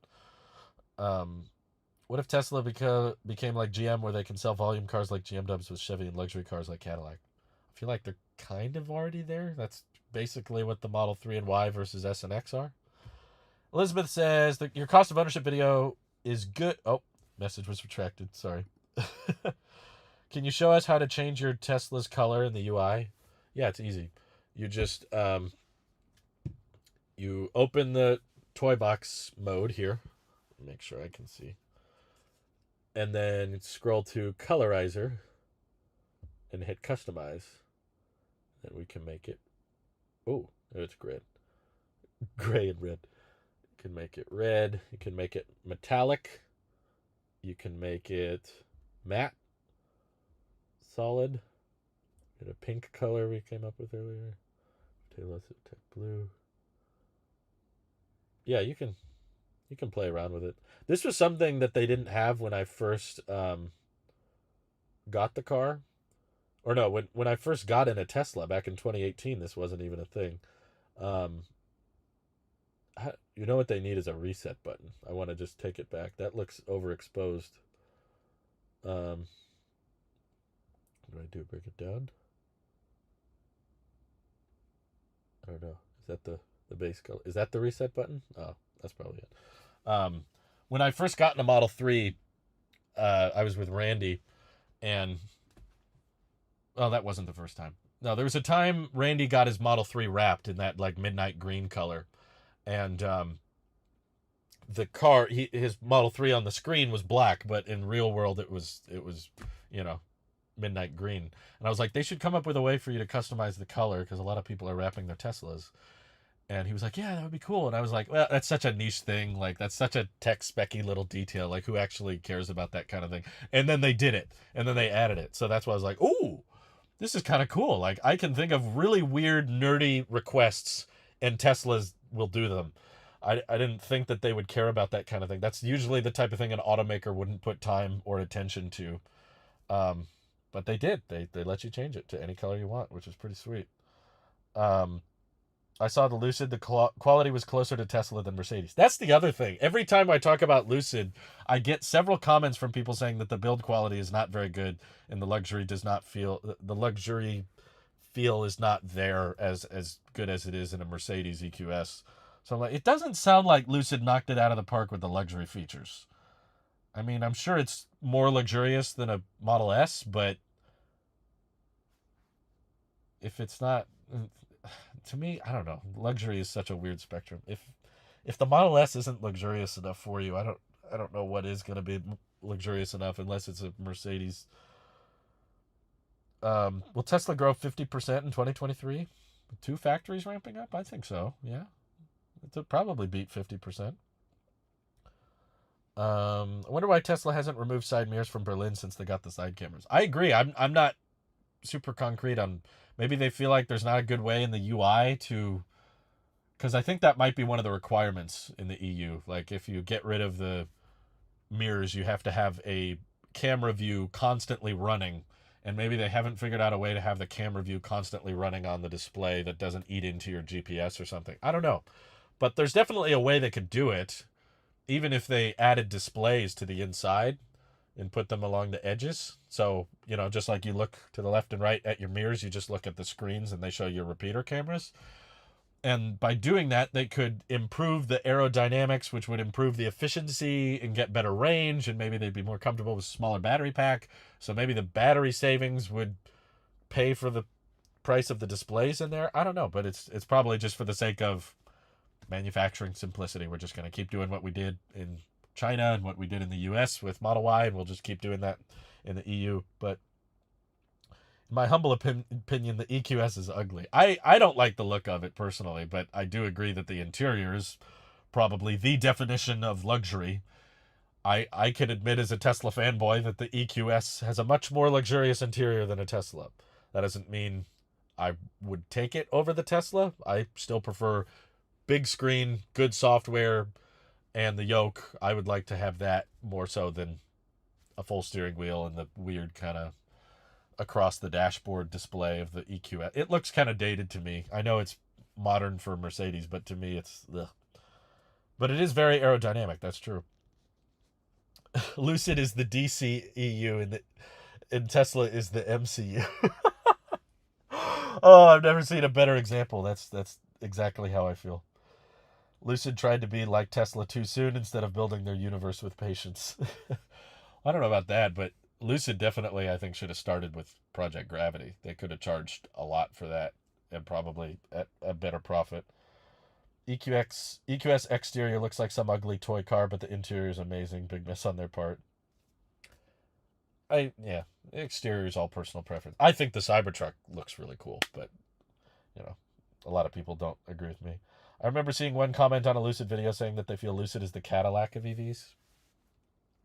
So who's the Cadillac of EVs then? If Cadillac makes an EV, there is a Cadillac EV though. Tesla salesperson told me once removing the external mirrors would increase efficiency by 3%. That's pretty good. I actually read an article once. I should tweet it out at some point, but there's a news article someone did in a state they removed their side view mirrors, which you can legally do in some jurisdictions. I don't think you can do it in California, but there's a guy that removed his mirrors on his Model 3 and just put this like little black plastic cover on top of it, and it looks kind of cool, and he did get better efficiency. It like noticeably improved his range. It was a cool article. I remember reading about that. I was kind of tempted to do it, but I was like, it's just that kind of modification makes me nervous. Just break this whole thing off real quick. Lucid is more like the Power Rangers universe. Any type of like detailing video I watch on Lucids are usually pretty disappointed by the build quality and the paint. I was like, well, that was your one thing you were going for, was the better quality. So if you're not going to get that right, I don't know what you're shooting for. But there's Elizabeth. He says, your cost of ownership video was great for me. My gas cost of ownership is a lot lower. I can get 2 of my gas cars compared to 1 Model Y. Time for break even is too long. Yeah, I don't think EVs are going to take off because they're cheaper to own, to be honest. I think that it's mostly just going to come from them being better. It's not like, I would compare it to smartphones in a lot of ways. Like, smartphones didn't take off because they were cheaper than flip phones. They took off because they had more fun features and more enjoyable driving experience. Sorry, not driving. They had more capabilities. And just having a connected car that you can charge from home. It's like people would rather pay a lot for insurance and registration than pay a lot for gas. If you had to choose those two, it's like paying a lot for gas means that you're penalized for driving the car more, where that's still kind of true with EVs, but not to the same extent, because electricity objectively is cheaper than gas, but that doesn't mean necessarily that the cost of ownership is lower, because it goes up in other areas. But I think it's just that EVs are more fun to drive and more fun to ride in and more connected, and just they have a lot more capability, and a lot of things open up when you don't have to worry about having a tailpipe and a transmission and more storage space and more acceleration. And I just think EVs will take over because they're better, not because they're cheaper. Let's see. If Cybertruck is smaller than the prototype, I would put a deposit. It feels too wide. It's going to be. The production model, they've said, will be a bit smaller. And the beta prototypes they've driven around also appear to be a bit smaller than the original prototype. But its size is basically on par with that of the F-150, which is the best-selling truck. So if most pickup trucks fit into place, then the Cybertruck will too. Electricity is much lower in price if you can charge at home. If not, fast charging, not so much. Still, I've not seen that many places where fast charging costs more than gasoline. Typically, places with expensive fast charging are places with expensive gas. I think there's been like one place I've heard of in Utah where the fast chargers were more expensive than the gas, but that was about it. For the most part, if you're in an area with cheap gas, then the electricity is probably also going to be cheap as well. Tesla economist said once people don't want electric cars, they want smart cars. I think I know what you're trying to say. You probably don't mean the literal smart car, but that's why I use the term connected car. Like a car that you can control and access from your phone, and does the planning for you, tells you how long to stop and where to stop, and having games and stuff. And Sentry mode features are really cool, monitoring what's going on around the car when you park and where you parked, and getting software updates over time. premium connectivity, and it's just even if it was exactly the same price, or even if I've said this, even if it costs more to supercharge than get gas, I would still prefer supercharging because I just don't like gas stations at all. If you're a moderate to light driver, I see EVs is more convenient if your lifestyle fits it appropriately. Yeah, I feel like that's been the case for like 10 years now. If you're a moderate driver, even the Nissan Leaf is a great option, but we're getting to the point now where many people are buying EVs as their only car, their permanent car, and they're replacing their gas car, like myself. Um, let's see. I'm interested in Lucid though, but I'm worried they might go down under. Could you do a video on what would happen to an EV if it's restricted, banned, closed? I'm not sure. That's an interesting idea. I'm not sure what I would say. I mean, you'd probably stop getting software updates, and you would have to rely on third-party services. I mean, you could go to Les Schwab or whatever to get tire service. That's not a problem. But whatever software version that car was on, it would probably stay there, which is why I don't think Lucid would just go under. Their value could be severely diminished, but eventually someone would buy them out. They've got enough IP and they've got enough existing customers, and they built out a whole factory. Worst case scenario, I'd say they get bought out by Apple or whoever, but I don't see them just, we dwindled and we failed and now we're bankrupt and no one wants us. Like there's enough value there that someone would buy them out, maybe for dirt cheap, but someone would take over it, I bet. Supercharger rate in Europe is about 50 cents, 0.5 euros a kilowatt. Yeah, but gasoline is also a lot more in Europe too. Will Tesla ever make the Roadster? I don't think Tesla will ever at this point. I think we thought the same thing about the Semi. The Semi was later than the Roadster, just to be clear. When they unveiled the Semi, they said production would start in 2019, and it didn't start until end of 2022. Roadster, they didn't say was coming until 2020. So it's about to become as late as the Semi was, but I do think they'll eventually get around to it. But I don't think they will scrap it entirely, but I do think it's going to probably be the longest wait because it has the least amount of priority. All the Roadster really is marketing. The Roadster is just making Tesla look good in the press, which they don't need because they have so many orders already. They don't need more people talking about them. And the whole point of the Roadster was to show that EVs can be better than all gas cars. And the Plaid has already kind of accomplished that same task. It's got good range. It's fast. It can accelerate and it's practical and whatever. So the Plaid powertrain is really what Tesla wanted to get out when they unveiled the Roadster. And they've delivered on the Plaid. So the Roadster is just, like Elon said, dessert. It's just for fun. It's kind of a similar mindset on the Cyber Quad. It's like, yeah, I guess they'll get around to that eventually, but it's not super crucial. This is the best case scenario, Drew said to Cook, please. Yeah. I mean, like I said, there's a handful of instances. I agree. There's a handful of instances where electricity costs more than gas, but 95% of the time, even fast charging is cheaper than gasoline. There's edge cases, but those are the exceptions, not the rule. Anyway, I've been live for almost 3 hours. My God. The time just flies by when I'm talking with you guys. Jacob says, I think Tesla is going to release a new Roadster prototype because the Plaid has the same performance. Well, they've openly said in public statements now that the Roadster is going to do 0 to 60 in 1.1 seconds. And they've also, when they unveiled the Roadster, they said it would go over 250 miles per hour, which the Plaid Model S was never even promised to break 250, and I don't even think yet it can do 200. They're waiting for certain tires and a software update. So it's not really the same performance anymore since the newer statements have been made about the Roadster. But I agree, it's just overkill, crazy amounts of performance that very few people need. And I also think the Roadster is bizarrely underpriced. Like, I don't know why they want to price it so substantially less than supercars when it's just competing with supercars and really none else. Like, charge $500,000 for the Roadster. Like, that's still cheaper than the Rimac Nevera that it would be beating. It's still a quarter of the price of all supercars. So if your argument is, and it's cheaper than a supercar, it's like, yeah, but people buy those supercars partly because they're so expensive. It's not because I'm going to buy a Roadster, that's cheaper. It's like, no, you buy those cars as a flex. Look how much money I have. That's why there's hypercars that cost that much. It's not because That was a reasonable purchase decision for me because 2 million for 0 to 60 in 2 seconds, that sounds logical. Oh, wait, the Plaid can do it for less. Oh, I'll save so much money. That's not what that market's going for.